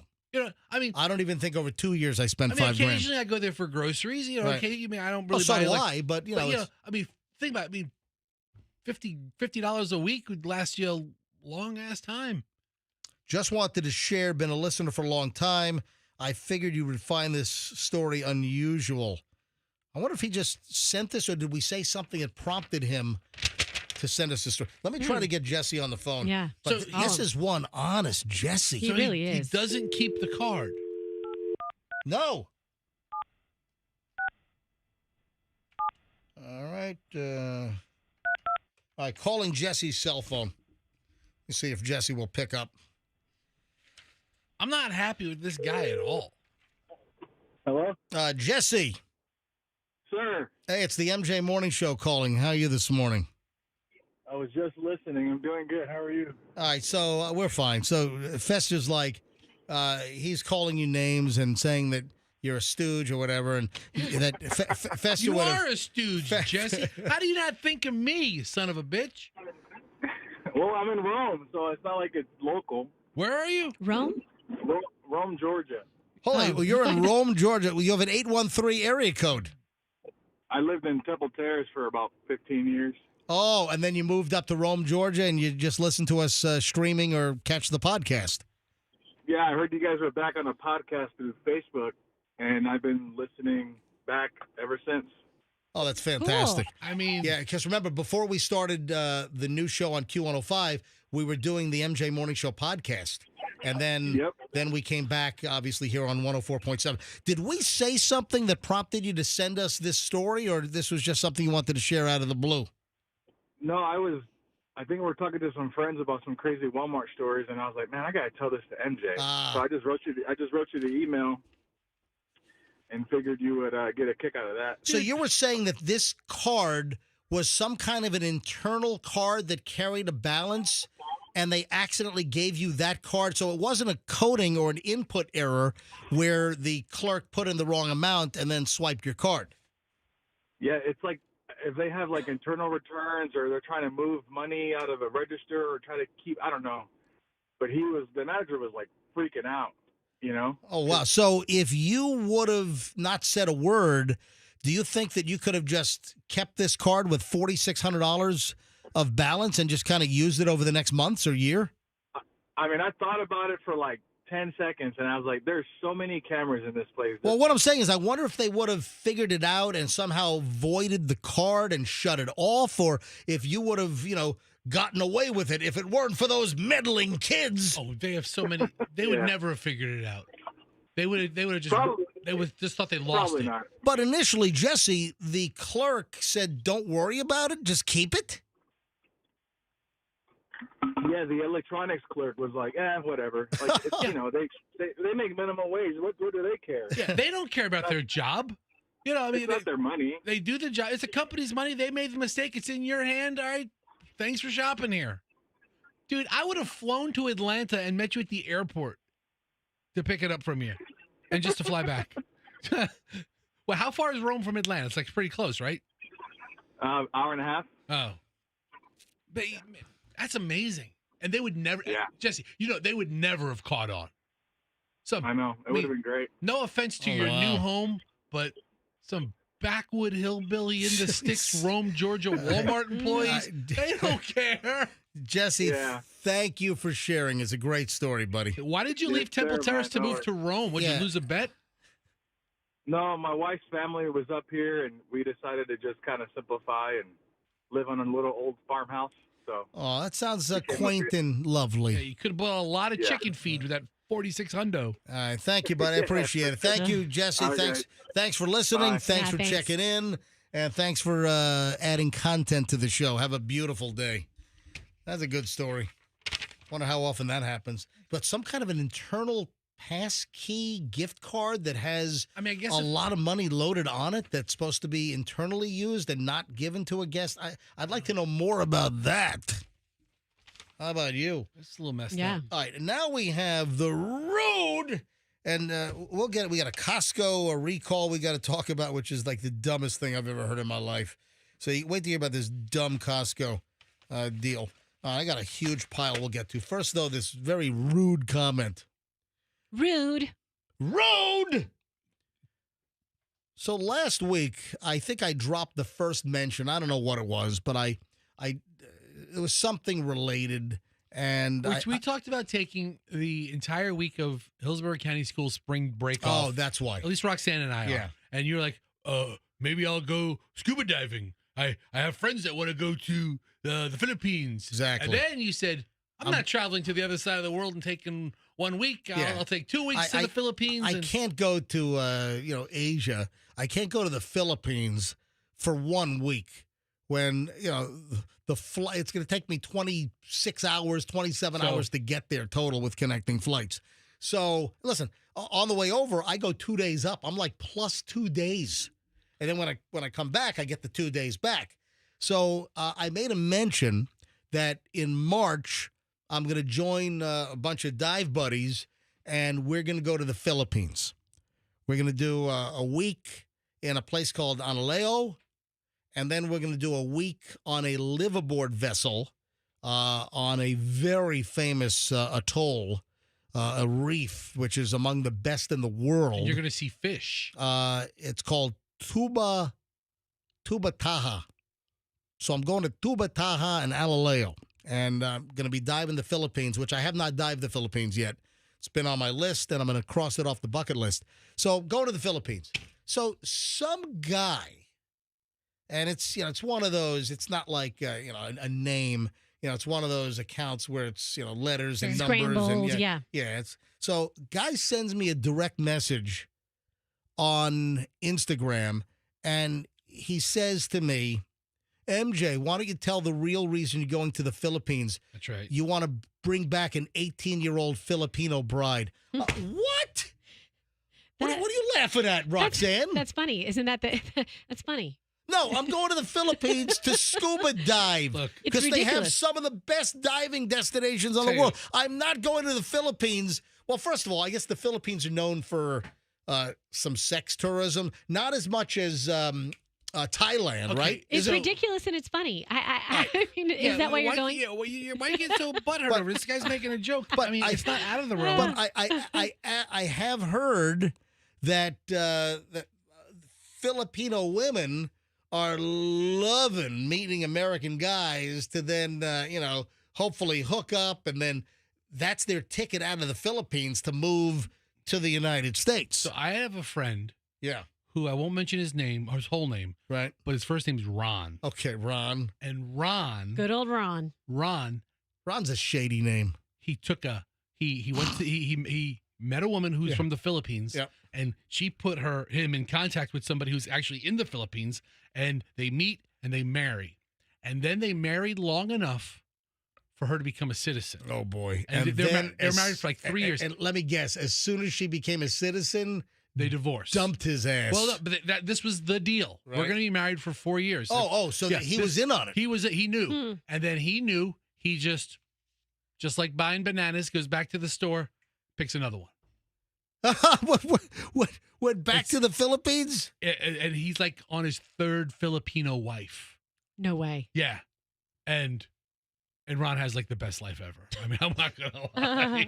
Oh, my God. And the shortest attention span. How old is Ron? He's older than me. He's somewhere between our age. He's like 55. Oh, wow. Who are we calling? Let me call Michelle. Oh, Because okay. listen, I want to just make sure that she knows that I'm really going to the Philippines. So I didn't tell her about this, but she You didn't tell her about the email. I didn't. Yeah, she knows I'm going to the Philippines.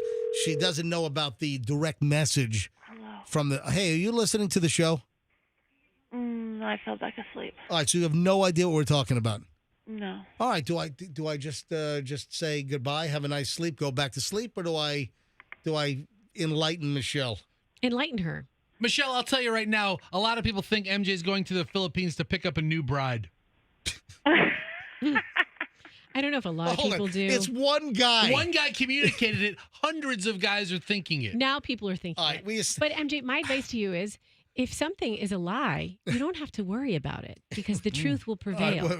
Listen, Roxanne, don't add fuel to the fire. Dude. All right, listen. So, Michelle, last week we were talking about spring break, and I mentioned that I'm going to take some spring break time in March.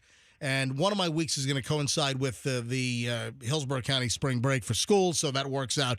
But, I made a mention that I'm going to the Philippines to go scuba diving, and some ass clown sends a message, hey, MJ, why don't you tell, this is a DM on my Instagram, MJ, why don't you tell the audience that you're not really going to scuba dive, you're going to pick up an 18-year-old Filipino bride. And I'm like, no, I'm not. All right, right now, MJ Morning Show Instant Truth Booth. I have one question for you. Yeah. Have you ever been to the site FilipinoCupid.com? No, I have not. I have never. Michelle, why are you cackling over there? Oh, it's kind of a funny thought. FilipinoCupid.com? What the hell is that, Fester? What do you think it is? I don't know. Why don't you read me the description of the website? Filipinos' #1 dating site. Meet stunning yet sincere Filipino women seeking love and dating. And American citizenship. Find your match now. Original. And then they'll dump your ass once they get citizenship. So anyway, that's like part of the deal. Listen, it could work out and you're married for 50 years and it's just a beautiful match made in heaven. Right. But going in, the idea is, hey, we're going to get married. We're going to have a lovely life for a couple of years. I'm going to get the citizenship, or she's going to get the citizenship. And she goes about her life and lives her great adventure however she wants. And because it's like this, you arrange your finances so she doesn't take half your crap when she leaves. Oh, so you have a prenuptial? It's all written out. You know how it's going to go. And So she walks away with like lunch money, maybe. But she walks away with the opportunity to live in America and do for herself whatever she wants. All right, so Michelle, you've known me since. Have we known each other since 1987 or 1988? How do you not know this, MJ? Because there's been a little confusion. 87, 88. We've gone back and forth. I'm trying to remember, Michelle. Do you remember?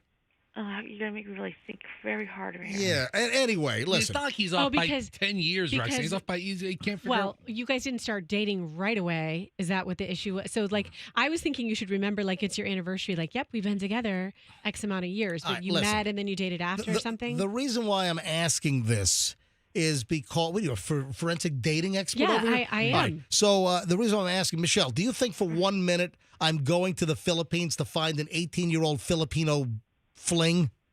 Not a chance. Thank you. Thank you very much. What about like a 23-year-old Filipino? Fester, what about a long term? Not a fling. I'm going to. I'm kidding, Michelle. I'm going. What about? What are you trying to torch this over? A third party for your relationship. Sorry, Michelle. All right, listen. I'm going to scuba dive. That the Filipino diving sites have been on my bucket list for a long. I'm ticking them all, folks. I'm not getting any younger, and I'm still like I feel like a 30-year-old, and I'm able to do anything still. So I'm going to start doing these things while I can. That's why I did the Maldives. I did the Red Sea. I did Raja Ampat earlier this year in Indonesia, and now I'm going to do Philippines. Not to pick up a Filipino bride. Since 2001, Filipino Cupid has connected thousands of Filipino singles with their matches from around the world, making us one of the most trusted Filipino dating sites.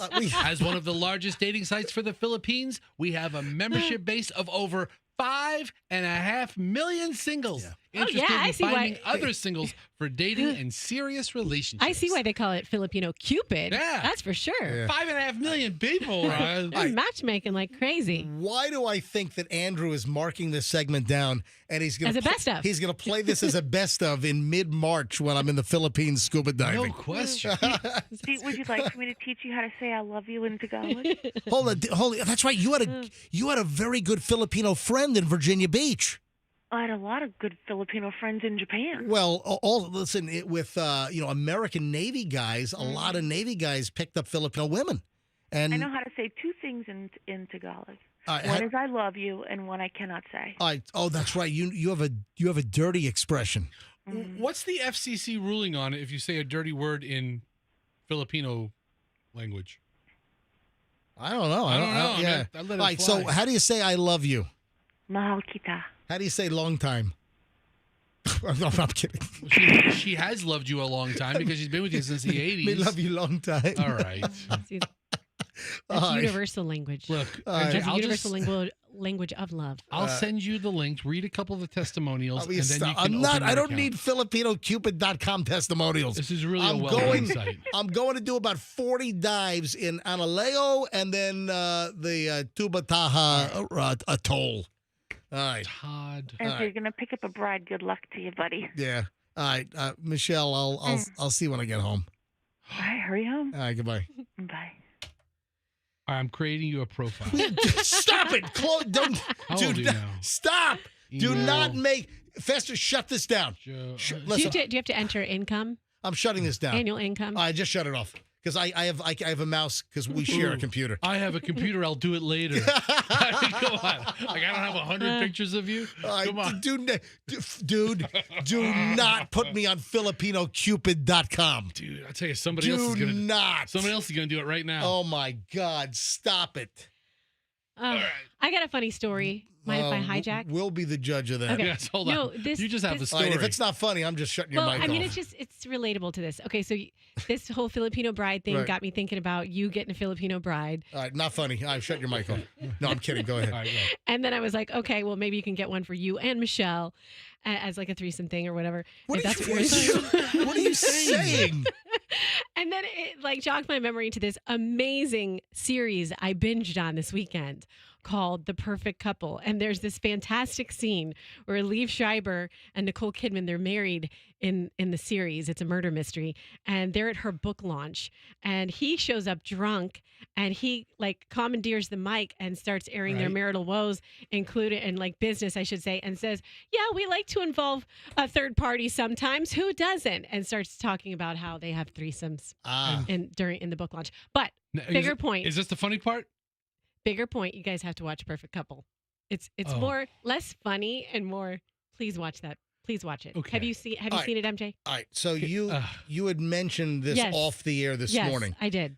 You know what? And I just shoehorned it in because it's that good. Okay. I watched. You didn't have to preface it with being funny though. Okay. Because it wasn't funny. It was just you talking. So it's know about that. It's called A Perfect Couple. Right? Is that the title? It's called I think it's called Give me the exact title. I think it's The Perfect Couple. Because I watched the first I watched the first 15 minutes of this without Michelle. Okay. And then what did you do? I stopped because well, I read about a month ago. I think it was it was before the hurricanes. It was before everything went to hell in a handbasket in late September, and then of course October is a freaking blur. So I was doing show. I'll tell you exactly what happened. I was doing show prep. What's the actual title of the damn show?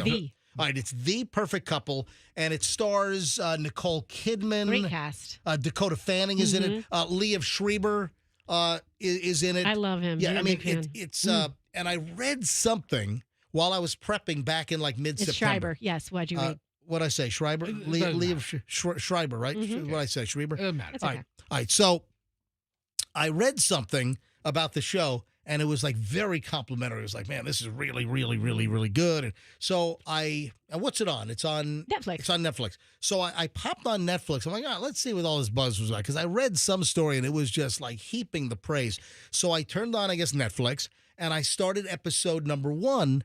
And I'm like, all right, this is pretty interesting. So I'm 15 minutes in, and I was not going to watch it without Michelle, but I thought I'd preview a little bit. And I'm like, you know what? This is good. Michelle's going to like this. And I shut it off. Okay. Yeah. And I have it on the list. You know what? Hey, did I even mention this to Michelle? Okay. I like that move. And I'm going to tell you something that happened in my Let me call her back. Yeah, you're calling her back. Yeah. I like that move. I respect that move. Okay. That's appropriate couple watching television. Oh, I'm going wow. to tell you what happened in my house. Okay. I'm not too happy watching it about. at your parents. Oh, that's where it was. Your mom wanted to watch it. Thank you. All right, so Michelle knows more about the story than me.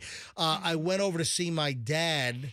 Because my dad's health has been going downhill, and this was back in September before he had the cardiac episode where he coded like a week ago, and was revived. And we'll see what happens. I mean, he's alert, he's awake, but he's still on oxygen. So back in September, you're right. My mom was talking about it. Listen, I read and do so much prep. I assumed it was from prep. No, all right. I was at my mom's house, and my mom put on the first episode, and I watched the first. I watched the first 15 minutes, and I said, "Hey, Mom, shut it off.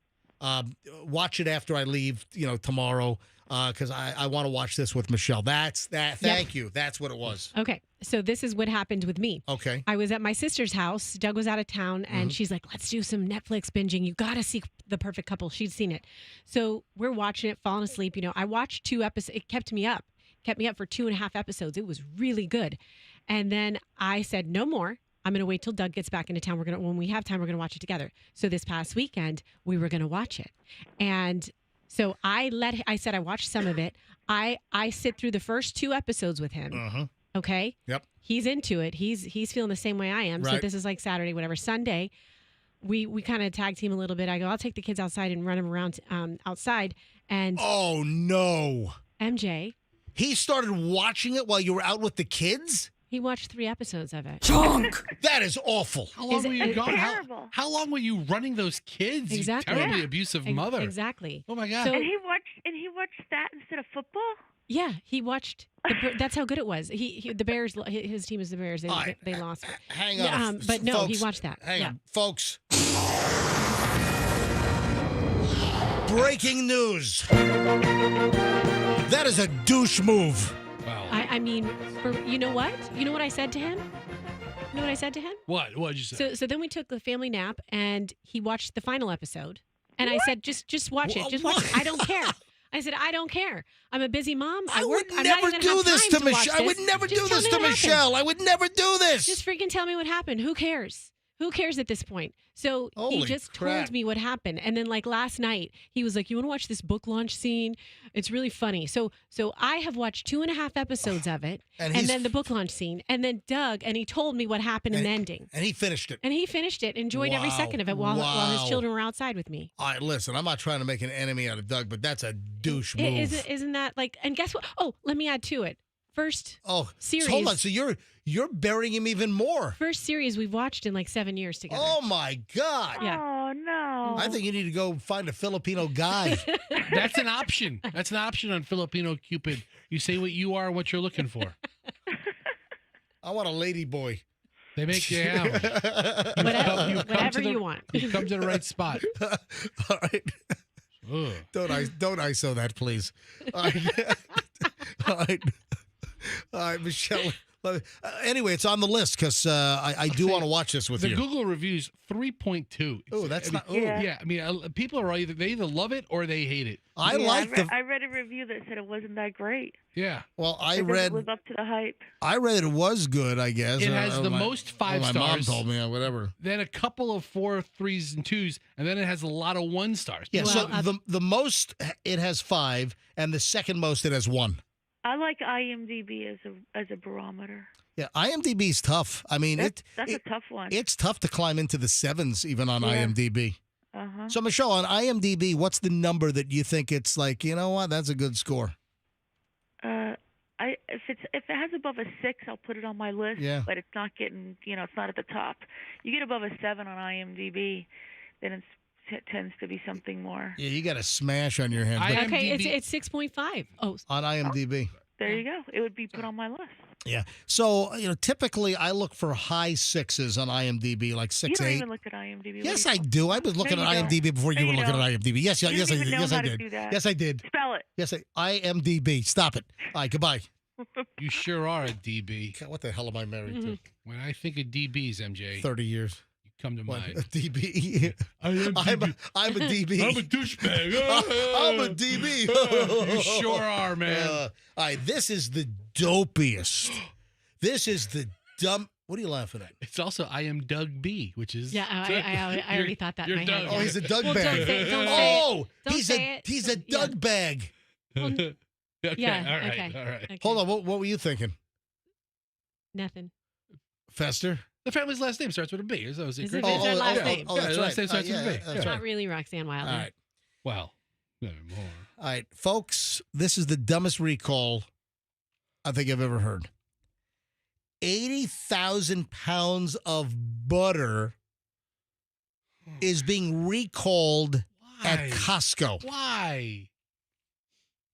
What's in it? Like shards of metal? No, Yeah, good guess. Fingernail clippings from somebody working at the factory? no, and no. What, have listeria? Dead roaches? No, and no. What, somebody poop in the big mixer? No. So why are they recalling how many? 80,000 pounds of butter. What's heavier, 80,000 pounds or 40 tons? What sounds heavier? That's a lot of butter. You can have some fun with that. A lot of cows worked really hard to make that. That's a lot of freaking butter. There's nothing they All can right. do with it. The reason why it's being recalled is because on the ingredients list, they failed to mention it contains milk. Isn't Because butter? that's inherently milky. Duh! Yes, it is milk. It's churned milk. That's how you make butter. So are they just going to repackage Oh the? my Because the God. ingredients list is on the box. It's not on the wax paper, right? You'd think. So The FDA sent out an initial recall for 79,200 pounds of Kirkland signature butter due to the undeclared allergen that they failed to mention it contains milk all right. on the label. Butter is milk. If it's butter, it's milk. Holy frig. This is the... I hope they don't have to destroy 80,000 or I I don't just have to repackage it.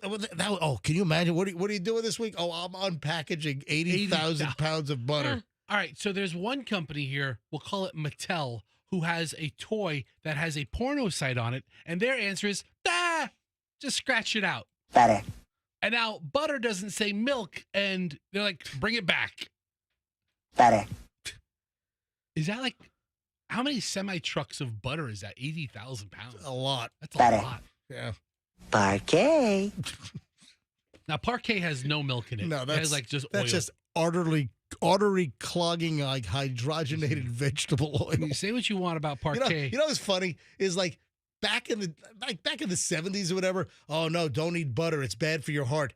Eat margarine, and then it turns out that margarine is like it's like heart poison. You know, just shoot poison right into your veins with margarines and all the bad fats and the hydrogenated oils or whatever the hell's in there. They are delicious oils. So I can't believe it's not butter. I can't believe it either. This is the dumbest thing, that it does not include the allergy warning that butter contains milk. Well, duh. I'm sorry. They ought to protest this and file for some kind of an exemption. Can't you put a sign like on the freezer cooler door and say, "Hey, this product is mislabeled"? Just put a sticker on it. Mark it down. Sir, just put a sticker on it. That's what I said. So, did you say that? I said that about the Wicked package. No, that was the Wicked thing. Put a sticker on it. But that's fine. It's a sticker for the butter is fine. I don't want to put a sticker over a porno site because the kids are going to just peel the sticker to see what's underneath of it. It'd actually draw their attention. So, I mean, that would be manageable with all the Costco locations around the country, and you just have employees at the store level put the sticker on the butter. A couple of associates bang it out in an hour or two. Yeah. Putting the stickers on the butter. Yeah, put the sticker on the butter. Put the sticker on the butter. Put the sticker on the butter. Yeah. Put the sticker on the butter. Put and the sticker. and Yeah, it goes like absolutely. this. Yeah, exactly. That's right. That was a joke. Put the sticker on the butter. Put the sticker on the butter. Put the sticker on the butter. Put the sticker on the butter. It goes a little something like this. Put the sticker on the butter. Put the sticker on the butter. Put the sticker on the butter. Put the sticker on the butter. Put the sticker on the butter. All right, Andrew says I got to take line 5. Hi, good morning. It is the MJ Morning Show, and this is Joe in Apollo Beach. Hi, Joe. Hey, so you guys were talking about ratings for shows on like Netflix and the star ratings and how hard to get 7 on an IMDb earlier. Yeah. So my wife and I we're watching Netflix, and she says she gets to pick the shows because she doesn't like the shows I'm picking, and she keeps picking consistently bad shows. Right. I mean, there's shows you don't want to watch. Right. And I'm like, what's the rating? And she says, well, they're 5.1 stars out of 6. Oh. I'm like, there's not a 6-point star rating on Netflix. and I told her to show me where it's at, and she pulled it up, and it's the 5.1 Dolby surround sound on every single show that's on Netflix. 5.1. It's the Dolby 5.1. Yep. What about Dolby? What about Dolby 7.1? I guess that's not on Netflix. That's only on IMDb. Oh, that's pretty funny. So she thought that was the rating. She thought that was the rating for probably a solid month, and we were watching at least C-rated Netflix shows for a solid month. Oh, that's hysterical. Good stuff. All right, thank you. Have a good day, Joe. Yep. Funny story. Yeah, listen, sometimes I ask for phone calls about something. Other times, folks, just call in. If you ever have something to add, I mean, I might not have been planning on taking phone calls, but if you've got something funny to add to anything we ever do, just call us. 800-990-1047. Whether it's today, tomorrow, whether it's in early December, next February. 800-990-1047. We always encourage you to call in and add to whatever the hell we're talking about. 800-990-1047. I wonder, do you think they charged extra for the bullet holes on that Spirit Airlines flight in Haiti? Can you believe this? I read that story. I said, I need to get to the spokesperson for Spirit, MJ. Will you stop it? I'm not the Spirit spokesperson. Yeah. Says your Instagram you are. I've been on, I never thought I'd fly Spirit. And with this last weekend, I've now been on Spirit on 4 round trips. And everything's been pretty good. Listen, I have zero complaints. Nobody shot at the plane as they're coming in for a landing. I'm telling you right now that I'm kind of an airline snob, and with Spirit, I knew exactly what I was getting. We were able to go, Michelle, Chloe, and myself, not last weekend, but the weekend before when we all visited my dad for his birthday weekend. I bought those seats like a month or month and a half out. I paid $38.99, and we all did we didn't even do a carry-on. We did the personal item underneath the seat. And bought nothing else.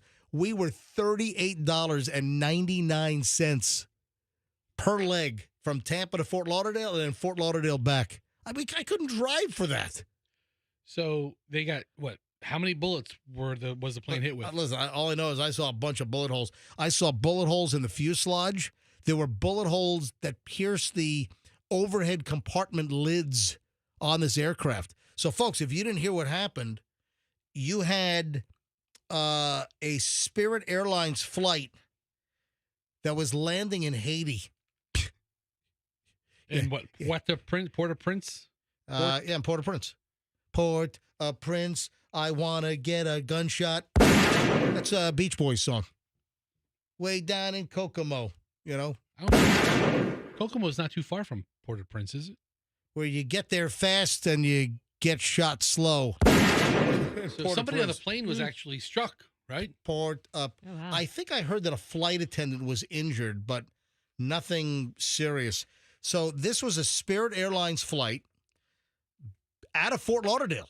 You know, Spirit's headquarters is right in, it's Dania technically. So Dania Beach is, it's right near the airport because you got Spirit is like in the southern part of the airport rather. There's like, you got Hollywood, Dania, and then you get into Fort Lauderdale, and that's where Spirit is based. So this flight was taking off from Fort Lauderdale and going to Port-au-Prince in Haiti, and as they're like landing, they're flying over a neighborhood, and some maniac on the ground is firing bullets at this. I'll tell you what, those bright-ass yellow planes are an easy target. Yeah, they really are. You ought to do camouflage. Change those mustard yellow Frenches. How about you paint them all sky blue? Well, they'll blend right in. Yeah. I think Breeze does that. They blend right into the sky. You can't see them. So they're a mid-air collision hazard. No, I'm kidding. I'm joking. No, but seriously, some maniac is who would do this? First of all, listen, Haiti is a dangerous freaking place these days. It's a mess. It is. We're not dealing with, what's below a third world country? Is there a fourth world country? Because that might be Haiti. Wow. I think that's the bottom is, Yeah, third world is as low as it goes. Yeah. Or Mad Max country, maybe. I don't know. Mm-hmm. So a spokesperson for Spirit said that Spirit Flight 951 from Fort Lauderdale was diverted to Santiago in the Dominican Republic. On the same island. Into the DR. Which is like a vacation paradise. Yeah. Go to the other side. You get shot and killed. It's or amazing. Kidnapped and murdered and beheaded. And it's literally just a straight line separating the two countries. Yeah. So after arriving in the DR, an inspector found evidence of the damaged aircraft. Yeah, there are bullet holes in the aircraft. You could put and there are bullet holes in the cabin. So bullets pierced the outer skin of the aircraft, which, listen, it's like what? It's like 1/8 of an inch, I think, the skin on an aircraft of aluminum. And unless it's a composite body like a 787. But a bullet can go through it. It absolutely, and it did. And you can see there's a bullet hole that I saw on one of the overhead compartment bin lids. So it came up through the floor, and then like the side of the aircraft. Okay, like side. It's lucky a passenger didn't get shot like in their seat. All right, hold on. Now I'm thinking. The person's on the ground, obviously, so they're shooting at like an angle. Yeah, like it's. Yeah. I thought they were like shooting like right overhead. No, it wasn't right overhead. It was more of on an angle. Okay. None of the passengers on board were injured. One flight attendant on the aircraft was reported with minor injuries and was being evaluated by medical personnel. Right. So are those injuries because she was struck by a bullet, or is like a minor injury hitting your head when you jostling? Jump up? They didn't say, but I mean, you would be led to believe it might have been grazed. I don't. They didn't say. We don't know. I do not know. But that's a mess. Who the hell wants to go to Haiti? Even if you're Haitian, you want to go back and visit the family, why would you want to go there? Just a total mess. Hey, Fester, I got a funny idea. What? Guess what reopened over at the Tico plant? Dude, I've tried that once. You can't swim. I've legit tried to go swimming there before, and you can't do it. The manatee view, Yeah. the manatee viewing area has reopened. It's open for the season. Yeah, it's reopened over at the Tico power Have plant. you ever been there? Yes, I have. It's pretty cool. Yeah, it is. But yeah, I mean, Yeah, we took the kids there when they were little. and I'm like, hey, I want to jump in, and they're like, you can't do that. It's right by the power plant. Or you know what? Just get like a manatee like mask and just show up. We'll shoot video of all kinds of kids and families are there on a Saturday, and you show up with like a manatee head, and you're like, manatee out of water. Oh, yeah. Hey, kids, the manatee's here. Didn't we entertain that when we did our big production, our big shoot when Fester, you played a manatee? Didn't we entertain doing it at the Tico plant? I don't recall. Sounds familiar. But there are signs there that say, no swimming by fat men. Hey, listen to this. Yes. And I love mentioning local businesses and for instance, who's going to bring us breakfast or sandwiches at some point soon? Ooh, Tico, they're bringing manatee ribs. No, the Boozy Pig. That's awesome. Oh, yeah. I think they're closed on Monday. They have some new hours, but they're definitely open go to the Boozy Pig. So, man, Michelle and I love this place. What's your favorite item there? They have something called the mixed toe, and it's their take on a Cuban sandwich, and it is fantastic. They make a great breakfast sandwich. They've got a bunch of just incredible. So they're closed Monday, Tuesday, Wednesday. Right. Open Thursday through Sunday, Yep. usually 10 to 6, Yeah. Sunday 10 to 3. Thursday, Friday, Saturday, Sunday, they're open. That's how to do it. So they were open, I think. I think they just started closing Tuesday, Wednesday. But I'm telling you right now. So Thursday, Friday, Saturday, Sunday. So they're closed today. And they're closed tomorrow. But Thursday, Friday, Saturday, if you want a killer sandwich, and they're just unique and they're amazing, and they have a butcher shop as well. We ordered our turkey from there. Did you? Yeah, because I want a locally raised, fresh turkey, and at the Boozy Pig, I ordered a 10 to 14 pound turkey. So we'll see. My target weight is about a 12 pounder. And I'm going to fry that up in 100% peanut oil. So we ordered our turkey. It's going to be a fresh Florida bird. Ordered that from the Boozy. And then their sandwiches are great. And he's going to bring us a spread. Maybe next week I'll set it up. Sounds great. Yeah, maybe I'll set it up for next week. So local businesses. We've mentioned like Barrows, the sandwich shop on Henderson is fantastic. Absolutely. Mickey's Subs. Yep. Down near the West Shore Yacht Club, Mickey's Subs is fantastic. Listen, there are tons of places that you've heard me mention over the years. And I just wanted to mention something else. I thought this was, great news. Malio's. Remember Malio's, the original location on Dale Mabry? Yeah, on Dale Mabry, yeah. That was the original location back, for years. And then in like a real old school steakhouse. Exactly. Dark and pictures everywhere. And little alcoves and Exactly. The old Malio's, which they knocked down probably in what, 1998, 99 or something? No. It was later than that. Was it? Yes, for You sure? sure. Well, I think it was like 2000. It was 2001. Is it a gym now or something? I think it's where the LA Fitness. Is that where? It's hysterical. I say like 2004. Yeah. Well, see if you can find it. Look, don't guess. Use your Google fingers. I'm trying to use my brain and Roxanne, remember the last time I was you're there. Saying every year, you're like, it could be 2000 or 2001. Just I said 2000. Look I said maybe 2004. Find an old Tampa Tribune or St. Pete Times story. So what's going on with Molly's? So no, it's you said LA Fitness, right? And when Chloe was little, she used to call it La Fitness. Yeah, which is it was right on, guys. 2005. Very close. Right on. Thank 2004, you. not right on. You were right. Well, you weren't right on. You were off. Listen, she was a year off. Yeah. Listen, pretty darn year close. off. So what's going on now? They're in they're in the beer can building. So they moved, and Malio's is in the beer can building. And I just saw that Malio's is opening a second location in Pinellas County, and it's going to be at 4945 Gulf Boulevard.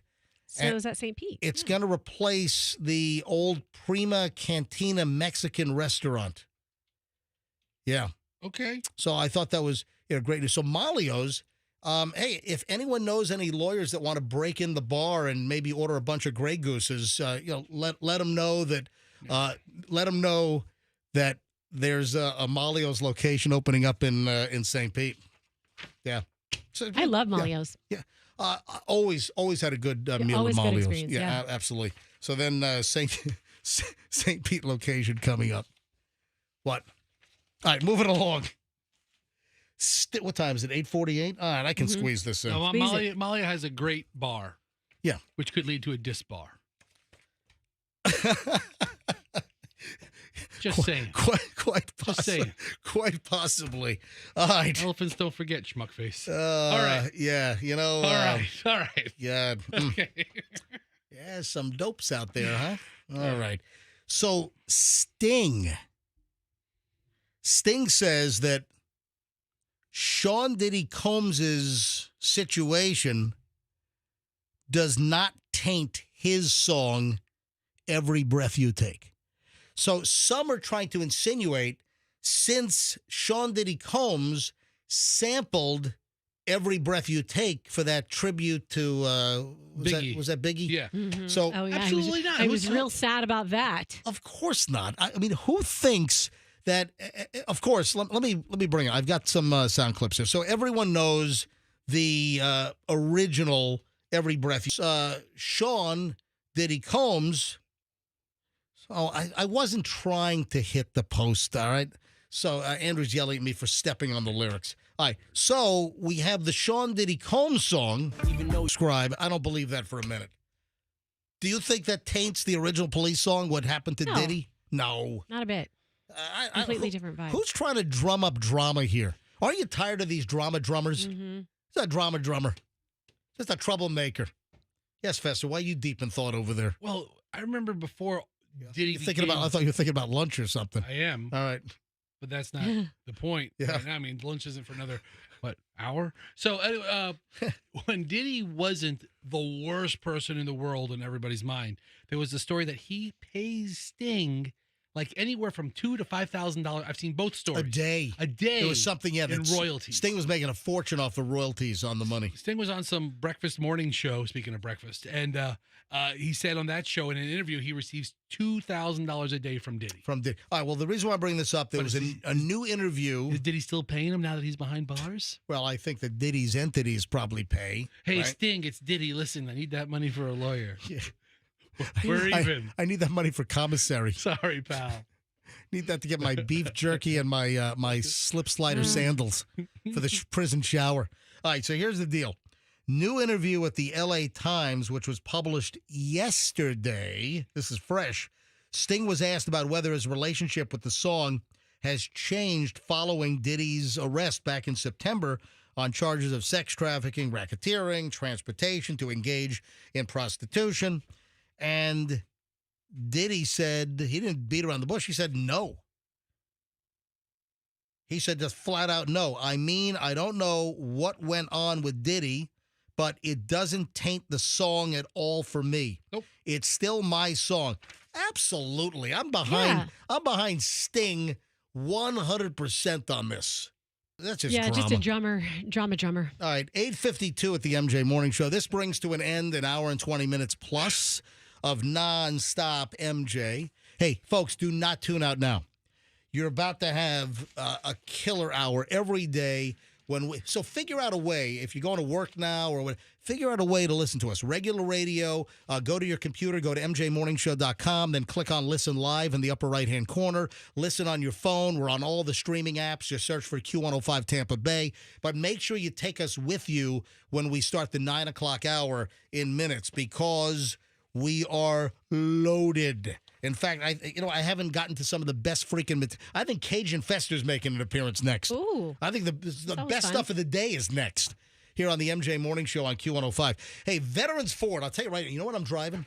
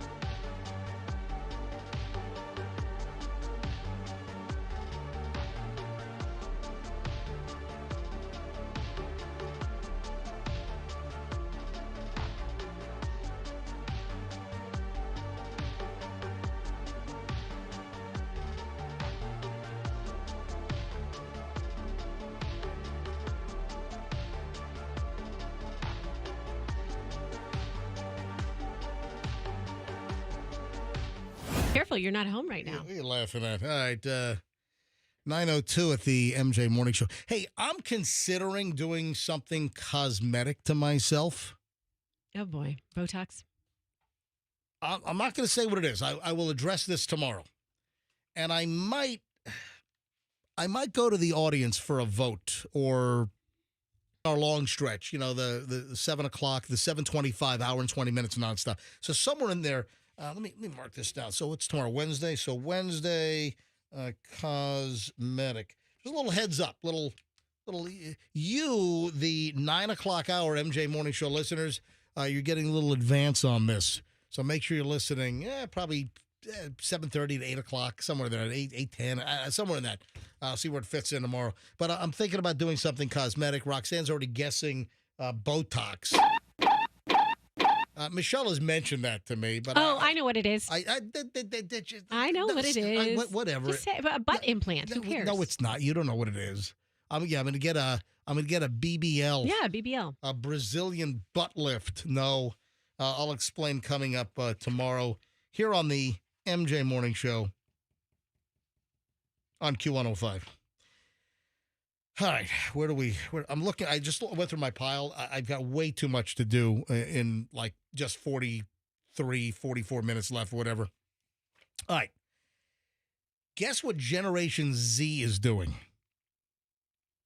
More and more and more. I'll tell you what, I've watched my daughter. I think this is accurate. Guess what Generation Z is being called? Oh no! What? The selfie generation? I mean, a lot of generations have done that. So, does it have to do with IG or photos? No. Okay, it's not duck lips. That was more millennial thing, right? I'm still talking. Well, photos. Listen. I guess you said IG, and well, it's a number of things that fall into that genre. Okay, right? give us a hint. All right, so it's not duck lips per se, but yes, you did say IG. There are other things other than IG, but yes, you know what? You did open the door properly. They're scrollaholics. Good job. Well, that's generational. I see plenty of Gen Xers do that too. But here's the deal, though. The Generation Z apparently is spending 25% of their day scrolling. 25%. I don't think Gen X is spending 25%. Yes. I don't think millennials are spending 25%. I mean, people are on their phones constantly. I mean, you know what? We're worried about crack. You know, we're worried about I would rather be addicted to crack than my phone. No, yes, you go back to the 80s, for instance, when crack made its debut, and the old stories how the crack dealers and the producers, they were dropping the free crack at first, just handing it out like little samples. Dude, I remember like at Sam's Club on a Saturday. One of the presidents gave a speech to the nation, and he held up a vial of crack that was purchased like 3 blocks from the White House. Yeah. And you don't see cell phones doing but that. I know that was the deal. Is they back in the 80s when crack made its entry, they were just giving it out, like getting people hooked, and then you get them hooked, and then you turn them into customers, and they keep buying from you. Well, all right, listen. Obviously, crack is worse than a cell phone, but we've become addicted to these cell phones. I mean, you look at the number of people. I mean, the industry hooked us like crack. And, of course, then come the smartphones, then come the apps, and it's out of control. The content is what hooked us like crack. And listen, I'm guilty as well. I mean, I probably need to put my phone down plenty of times and just kind of inhale and, suck in life instead of, scrolling. But Gen Z apparently is the worst, consuming more time on their phones, doom scrolling or whatever, scrollaholics, more than any other generation. It's Generation Z. Are you sure it's because of the social media? Like, my phone gives me like a daily or weekly report about how much time I've spent on my phone that day or that week. Dude, it's mostly social media. And like one day it was like a super outlier. You know what? Hold on a minute. You know what? And my phone is the same thing. What you've been spending your it breaks it down. Your awake time on. And I guess I had like Pandora running. Let me guess. You're going to suggest the Gen Z, they're using the calculator mode more often than anything else on their phone. But if I use Waze to get home and it takes me 40 minutes, that logs 40 minutes of screen time. Of app time. Yeah. The app has been up. I'm not using my phone that way. I'm using the app, I guess. If I listen to Pandora while I'm doing something around town or around the house, it bills me for screen time. I do have to say, going back to the scrolling thing on IG, like, I feel kind of sick to myself after I've gotten into a little loop, because you almost get in a trance when you do it, and and all of a sudden time has gone by, and you don't even know what happened. And the worst, you ever do this? You go to your phone and you're like, oh, I gotta send so and so a direct message, or see what so and so's been doing, or I have to look for a photo. Next thing you know, you're in a trance. You're in a scrolling trance. Where did the time go? Anyway, Gen Z and my kids, Chloe's 23, Julian's 20, they both fall right in the middle. And listen, I don't know if Chloe's on the phone she's got a full-time job now before she goes to law school next fall. So she's not on the phone 25. In her case, I don't think she can't be, because she's at work for 8 hours a day. So I don't think but I'm telling you, the generation, and clearly they are on their phones a lot, and apparently it's more than any other generation. All right. I am sensing the appearance of Cajun Fester. You are. Ooh. Why? And I meant to mention this yesterday, but I just didn't get around to it. Oh, my God. Did they stir up trouble at the LSU game? Oh, my God. Did they stir up trouble at the LSU game? Let me tell you who stirred up all the trouble. Cajun Fester, what trouble was stirred up at the LSU game over the weekend? Oh, GD Crimson Tide rolled into town and told the LSU Tigers who boss. Not a good game for the Tigers. You don't know what I'm about to do you? You talking about the little pussycat we had on the sideline there? Well, more like center field in a cage. We should bring him out every game. Listen, Tony the Tiger, LSU Tigers, go Tigers. So, the animal activists are going crazy.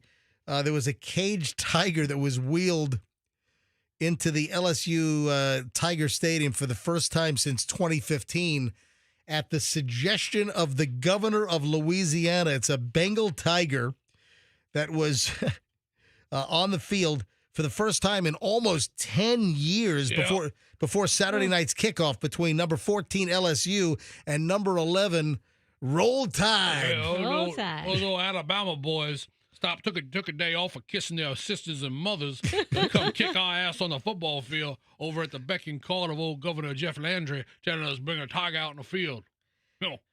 Yeah, so the tiger was not the one which lives on campus. We got a campus tiger too, which is Mike the 7th. Yo. So there was a death of the school's previous tiger, Mike the 6th. Yeah, we didn't maul Mike. Where do you just go buy a tiger for? Well, we bought it from a man out in Oklahoma. He had a ranch for many years. What was Tiger King. The Tiger King. Yeah. He big fan of LSU, even though he a Boomer Sooner out there in Oklahoma. But we hear he no longer in the tiger business there, so we're very concerned. Hope Mike 7 has a nice long life in captivity. Oh, boy, this is the most I've ever heard from Cajun Fester. He's passionate about this. Let me tell you something, Miss Roxanne Wilder. Tell me the backstory. It's like just wind them up and go on this. Listen, you want to hear a little more about old Cajun Fester doing some talking, Miss Roxanne Wilder. How about I take you down to the bayou, huh? As long as there are beignets involved, yeah, I'll cover bring you. him. I'll cover you in powdered sugar. I will cover you in powdered sugar. And show you my jumbo shrimp, if you know what I mean. I'm never going to financially recover. Real spices and powdered sugar. Bring all the goodies. Can bring you your not hear toolkit. us? You couldn't hear us playing a drop? Hold on. I actually why could hear it. Why don't you turn your headphones I on? could hear it, but I was so. Listen, look, this is an A&B conversation over here, MJ. Right. Old Cajun Fester about to score a hookup with old Roxanne Wilder. Yeah. I'm never going to financially recover from this. One of the beauties of the bayou right here. The Tiger King. Ladies and gentlemen, before you hear it on the news, I'm going to tell you myself. About an hour ago, we had an incident where one of the employees stuck their arm through the cage and a tiger tore her arm off. I liked it. I wonder, did any cheerleader or pom-pom girl stick their arm in the tiger cage and have their arm ripped off at the LSU Tiger Stadium on Saturday night? So I saw the cage on ESPN, and it was a really, this animal is pretty secure. Nobody was even getting close. Oh, that's like something out of the Ringling Brothers Circus back in the day. Ladies and gentlemen, before you hear it on the news, I'm going to tell you myself. About an hour ago, we had an incident where one of the employees stuck their arm through the cage and a tiger tore her arm off. I can give you your money back, or I can give you a rain check. Why don't you come back at another date? Do you remember that scene in the time? And the women are like horrified in the gift shop as he's telling them, "Hey, we had an incident. An employee's arm got ripped off by a tiger." Listen here, folks. So as the spectacle goes, we had the stadium pitch black, all the lights out in the stadium here, and we wheel out the LSU Tiger onto the 50-yard line here. But here's a little video of it. I see it. Anyway, there's a reason why I'm bringing this up, because guess who's outraged? Who? PETA. PETA? Yeah, all those PETA. As in PETA tiger? PETA tiger? You take your life in your hand, you PETA Louisiana tiger. No, it wasn't PETA. PETA is not. Guess who's outraged that a tiger was rolled out on the field? Miss Roxanne Wilder. No, local. Think local. Local. Cajun Fester. Cajun Fester don't give no No. Come on. Cheryl Baskins. Carol Baskin. That's her name. It's not Baskins. It's not Cheryl. What else? Cajun Fester, you're getting both names wrong. So Carol Baskin is slamming the Louisiana governor for wanting the tiger brought back on the field for the first time since 2015. Let me tell you something. Oh, Carol Baskin, I'm pissed off at you. You doing something right. Right. So Carol Baskin is slamming the governor of Louisiana. What's his name? Jeff Landry. Jeffrey Landry. And guess what? Jeff Landry fired right back and wanted to know, hey, where's your missing husband? Good for him. No, he didn't say that, but he should. Listen, so look at this cage, MJ. He should. It's like a super steel mesh to where you can't stick your hand in there. Yeah. So the animal is pretty protected from more people. Oh, yeah, that's like, you know what it's like? That's like those prison buses where they have that metal screening over the windows. You really can't even jam a finger into that cage. No, you can't. So you'd be safe from the tiger. Yeah, so Carol Baskin is slamming the Louisiana governor, and the Louisiana governor said, hey, Carol, so what happened to your husband? Where is he?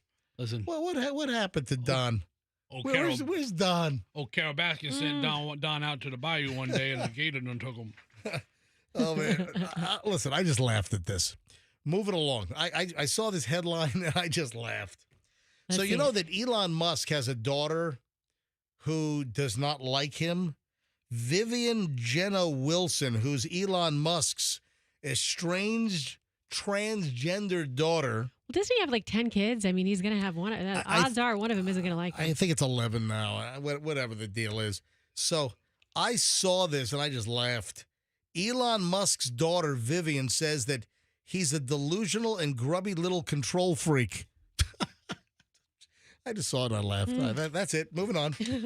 Does Vivian use any of Dad's money?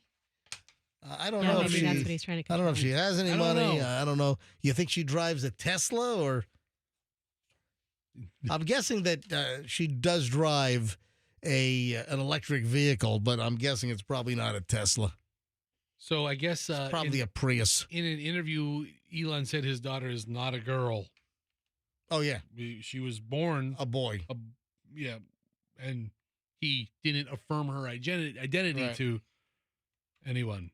So there you go, Elon. So Elon's daughter Vivian says that he's a delusional and grubby little control freak who's worth $300 billion now. Okay. Even after pissing away and wasting $44 billion on Twitter. So his net worth is, again, a lot of this is paper wealth, but still, I can't even fathom. No, I can't either. $300 billion? Wow, you could do so much. Just $1 billion is just enormous, but $300 billion?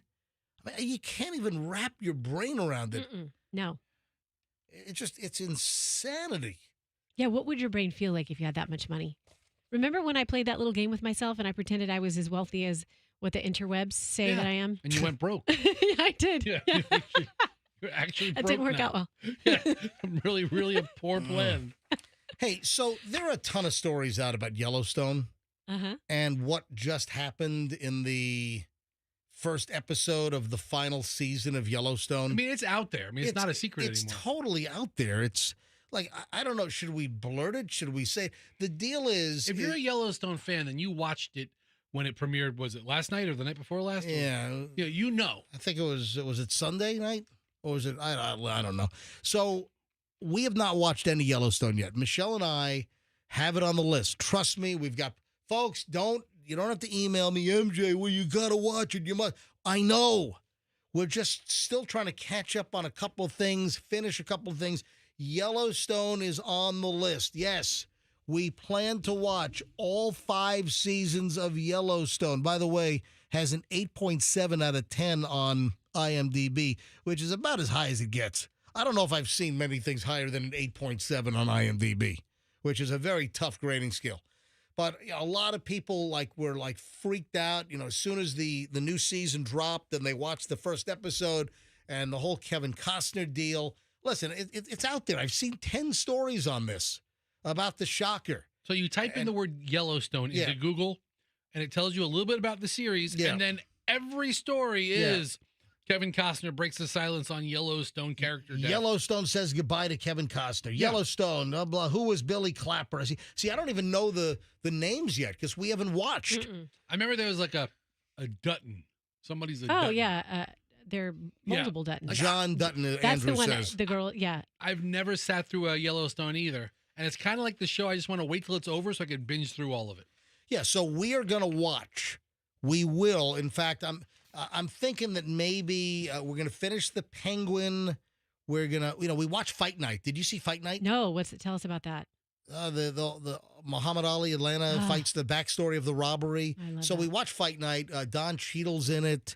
I think Samuel L. Jackson might have been the best he's ever been. Oh, and he's done some great roles. Yeah, he's also had some junk, but I thought Samuel L. Jackson was fantastic. Hush your mouth. Have you not seen Snakes on a Plane? I never saw that one. I'm a huge Don Cheadle fan. I love Don Cheadle.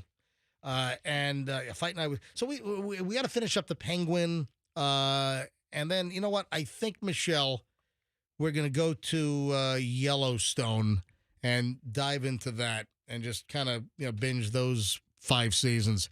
But so season 5, part 2. So it's not even the first episode. So I don't even know.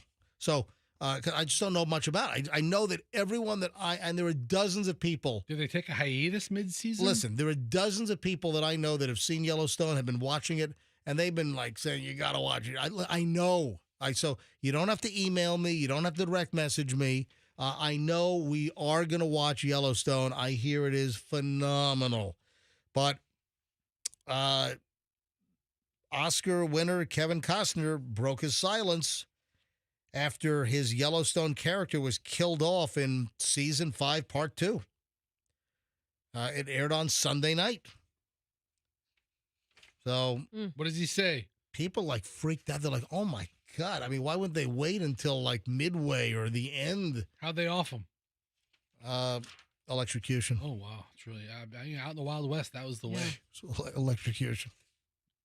I'm gonna hook these jumper cables up to you, boy. Well, no, he was trying to steal power for a server farm for Bitcoin. Mining Bitcoin? Yeah. So he was a server farm mining Bitcoin and was trying to rip off electricity from the grid because, the amount of electricity that these Bitcoin, mining operations use, it's like a medium-sized city. Oh, wow. That they can, so that's what he was electrocuted.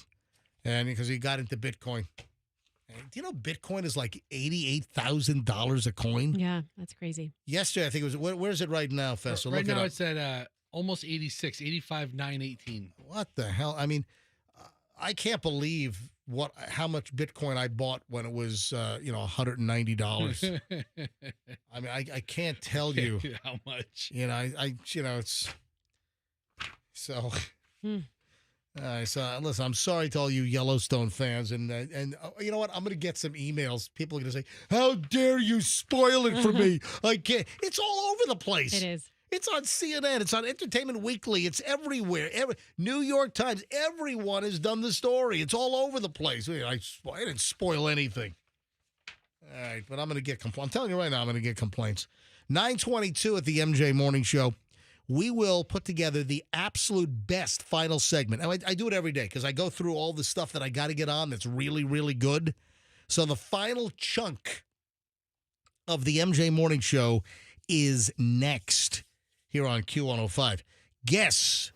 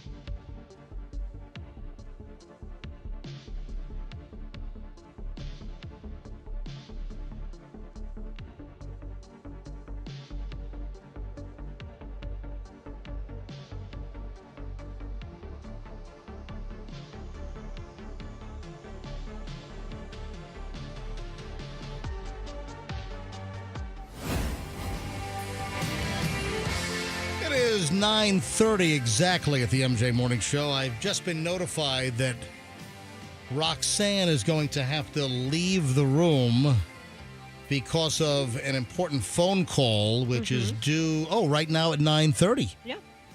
Has your phone rung for this important phone call at 9:30? Not yet. We shall see. Well, they're not very prompt, No. are they? No. They are rather tardy now, aren't they? They're really pushing it. You should let them know. I'm sorry? I said they're pushing it. Oh, I thought you said I'm pushing it. No. Now, this phone call, is it, are you shoving your mouth? A big bite of oatmeal in What mine. are you doing? While we're on the air, you're like... Yeah, what are you going to do All about right. it? Are you poking me now? It sounds that way. I mean, right before she's about I'm to speak. hungry, guys. I'm Yeah. hungry. I did push-ups this morning. We all did push-ups. Right. No. Is this does this have anything? I can't. There's the phone call. I'm sorry. Oh, is the phone ringing? Yeah. Hold on. It just rang. Is that it? Yes. You're going? Yes. All right.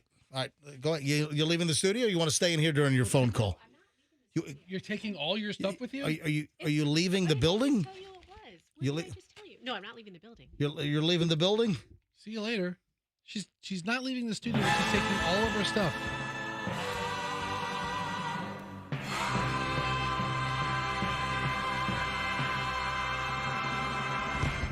Roxanne has left the building.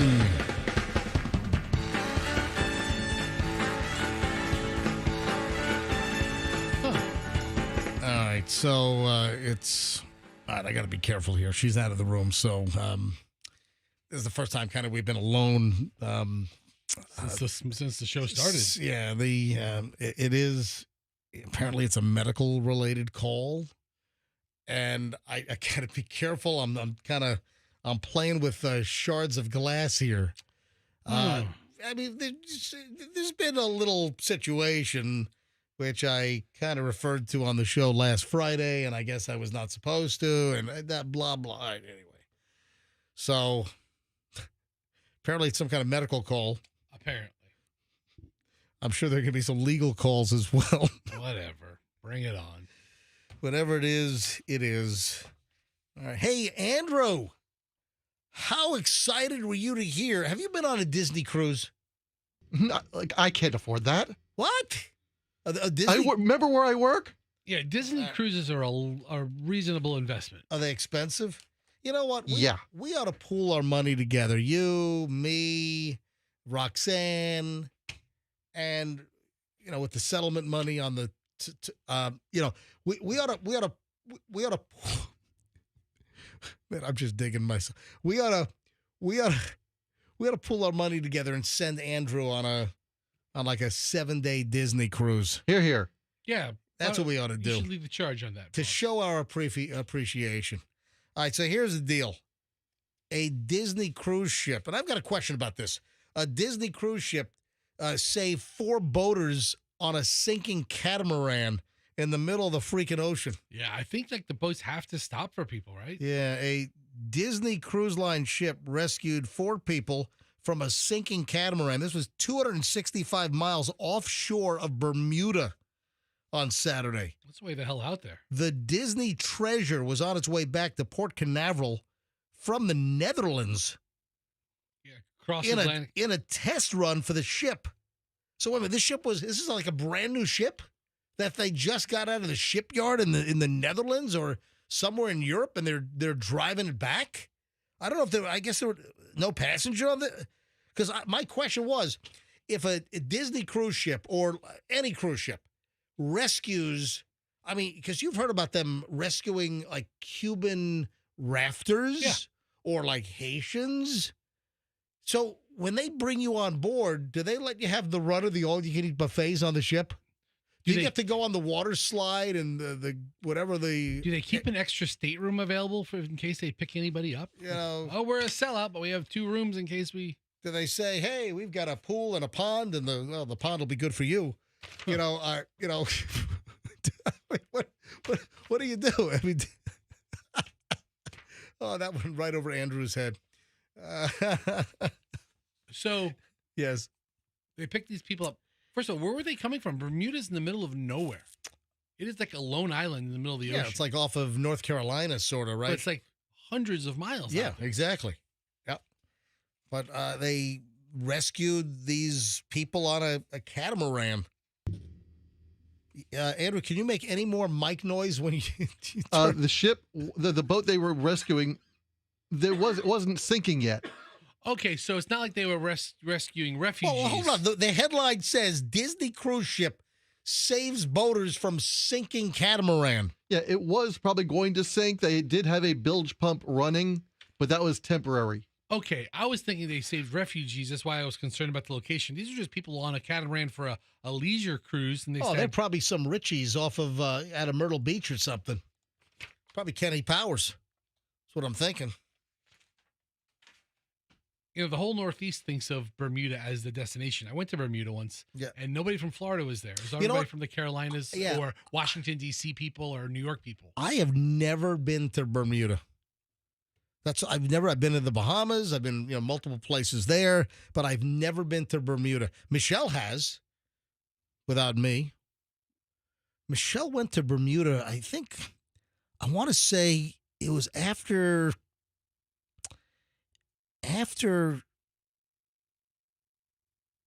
maybe she graduated with her accounting degree from USF, but before she went to Stetson Law, she worked for KPMG. Remember KPMG, Pete Marwick? Yeah. And I think a bunch of people from the office went to Bermuda for like a walkathon or something. Anyway, Michelle's been to Bermuda, but I've never been to pink sand beaches, baby. Bermuda. That's your thing. All right, a couple of things before we get out of here today. And Roxanne's not here to address this, but Roxanne sent this to me, I wonder if she's going to be back from her little telemeeting. I don't know. In time to join us for the final minutes of the show. She's got like 10 So, minutes. Roxanne actually sent me this item last night, and then she leaves a little comment right above the URL for the story. I would have thought they would have been the fattest city with all the pot consumption and if everyone's snacking. No. I've known this for a while. This has come up for years on lists of like what are America's healthiest cities. And if I just gave you the clue of tons of recreational marijuana and maybe people have the munchies and they're snacking and maybe they'd be all fat and everything. I would think Denver. So Denver area, yes. One of the cities that comes up all the time is one of the healthiest, most fittest cities. The fittest, healthiest residents is? What, Boulder? Yes. So Boulder, Colorado is exactly correct. And Roxanne thought the opposite with all the recreational marijuana. Oh, got to get my Epic passes. Yeah. Yeah, you got to get those. Yeah, no, it just literally just dawned on me. I don't know when the last day to get the Epics are, but I've waited a little bit this year. We waited late to book our ski trip. And believe it or not, we didn't get a half bad rate out there, but I got to get my Epics. Thank you. All right, so Boulder, inside America's skinniest city, where fat people aren't welcome. So hold on. You can't be fat and live in Boulder, Colorado? This is a Daily Mail piece. Boulder, Colorado is known for being the country's skinniest city. Only 12% of the residents are obese, nearly 4 times lower than the national average. Wow. And 7 in 10 people work out religiously. But the city's stellar reputation for fitness and high quality of life has a dark side. I said dark side.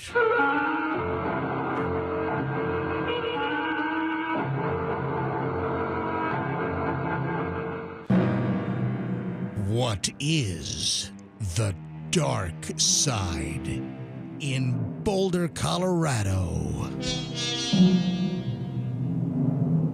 Is it all the pot use? Some residents say they feel intimidated by the number of locals that are in peak shape. Ugh. And eating disorders are prevalent. So that's kind of the dark side of Boulder. Gotta keep up with the skinny people. Not to mention, that's where John Benet Ramsey got killed by whomever in the family. I don't think it was an intruder that broke into the basement window, whatever the hell that story was. And now we have to talk about the dark side of Boulder, Colorado. Yeah, Boulder's University of Colorado campus has nearly triple the national average of eating disorders among women compared to other college campuses. So is it like the attempt to try to keep up with all the fit people that are in great shape? Think about it. There's no freshman 15 at the University of Colorado. If you're running around Boulder, Colorado, it's got to be somewhat intimidating if you just don't see a lot of people that are heavy. And most people are in really good physical shape. Probably all kinds of people just all jammed into Lululemon and all that kind of stuff. You know, I bet you there's a ton of spandex. Sounds great. Did you ever own any spandex? No, until they see you in spandex. Yeah, they freak out. So anyway, Boulder, Colorado, and Roxanne had the absolute opposite. She thought that it would be a heavy city because people eat a lot because of recreational marijuana and they have the munchies. No. I've known that for years, that Boulder, Denver is a very healthy city as well, but Boulder even more so. You know, Golden, Colorado. You know, another area, Coors Brewing Company, Golden, Colorado. You know, it's another one of those areas. All right, a bunch of fit people in Colorado. Man, what is wrong with this Wander Franco? What's new? You don't know about this? No, I haven't. Holy crap! Wander has wandered off of my radar. Oh, this guy, he was just arrested for like some kind of altercation involving guns now. He's still awaiting trial for the whole underage girl deal, and now he's got a whole new thing. Wander Franco, the former Tampa Bay, he's not technically former yet, is he? I don't think the have team they is fired? Have they released him? Have they fired him? Is he rostered or What? I don't know. Can you, Andrew? What is find out in the final moments of the show? What is the deal with Wander Franco and the Rays? ESPN story does not call him former Rays shortstop. Yeah, I know. So, I mean, as far as I'm concerned, he's former. I mean, just as much as the Rays don't have a roof. The former roof of the stadium, the former Wander Franco. The way the ESPN article writes it, it almost makes it sound like he could start opening day. Tampa Bay Rays shortstop Wander Franco was arrested Monday. So he was arrested by Dominican authorities in San Juan, 116 miles west of Santo Domingo in the Dominican Republic, after what two police sources said was an altercation Sunday in a parking lot of an apartment complex, which guns were drawn. Merigirdo Espinosa, a Dominican police spokesman, told the Associated Press that some men in the altercation were carrying firearms but didn't specify which ones. Police sources confirmed that Wander Franco and an unnamed woman were being held for questioning following the incident. Another man was also detained and 2 firearms were seized. And, of course, you've got Wander Franco. I think he might be on something called the restricted list. Yes. Is that what he's on, Andrew? Yes. So what that means that he can't play at certain country clubs? So the restricted list? Well, that's probably included. He is not allowed in the United States anyway. Right. Oh, man. I mean, this guy's a mess. He's not being paid. But, yeah, that's right. The Rays, they could use the money to fix the roof. To fix the roof. Yeah, right? Yeah, take the Wander Franco money and fix the roof. That's going to be crazy to see what they decide to do. You got a junky old 1990 stadium that's going to be knocked down anyway in a couple of years. Do you put $35 million into the facility right now? I think that's like just flushing it down the toilet. So he's to stand trial next month. Yeah, so his trial is December 12th. It's a month from today. And that's for the sexual abuse of a minor, human trafficking. He could go to prison for like 35 years in the Dominican Republic. And I'm guessing that the Dominican Republic doesn't boast among the nicest prisons in the world. Yeah, I mean, is there a National Geographic show? World's worst prisons? There's something like that. Like there's some type of prison or like, I think it's like Busted Abroad or something. Yeah. You know what I'm talking Where about? People's real stories of what they did overseas and how they ended up in some hole of a prison. I think like Busted Abroad or something to that extent. All right, man. 9:45 at the MJ Morning Show. I think it's a good time to shut her down. All right. Close her up. Shut her down. All right. I've got a lot of stuff we got to get to tomorrow already on the list. So I want to thank you, everybody, for listening to the Tuesday edition of the MJ Morning Show. Fester, any last words? I was hoping Roxanne would come back in to say hello. She's on some kind of a, I guess, teledoc call today. Yeah, I don't know who she's talking to. She's got some medical things here, so, I can't say too much, but I'm guessing it's about that, which we were instructed not to say a word about. I don't think she's listening to us right now, but management is. Yeah, I got to walk on eggshells around here these days. Great. They don't listen for years at a time. Yeah, I'm under the microscope right now because of recent events. All right, I guess we'll call it a day. Folks, have a great one. We'll see you back here tomorrow morning on the MJ Morning Show on Q105. It's 104.7 FM. Have a great day, folks, and do me a favor. Let's be careful out there.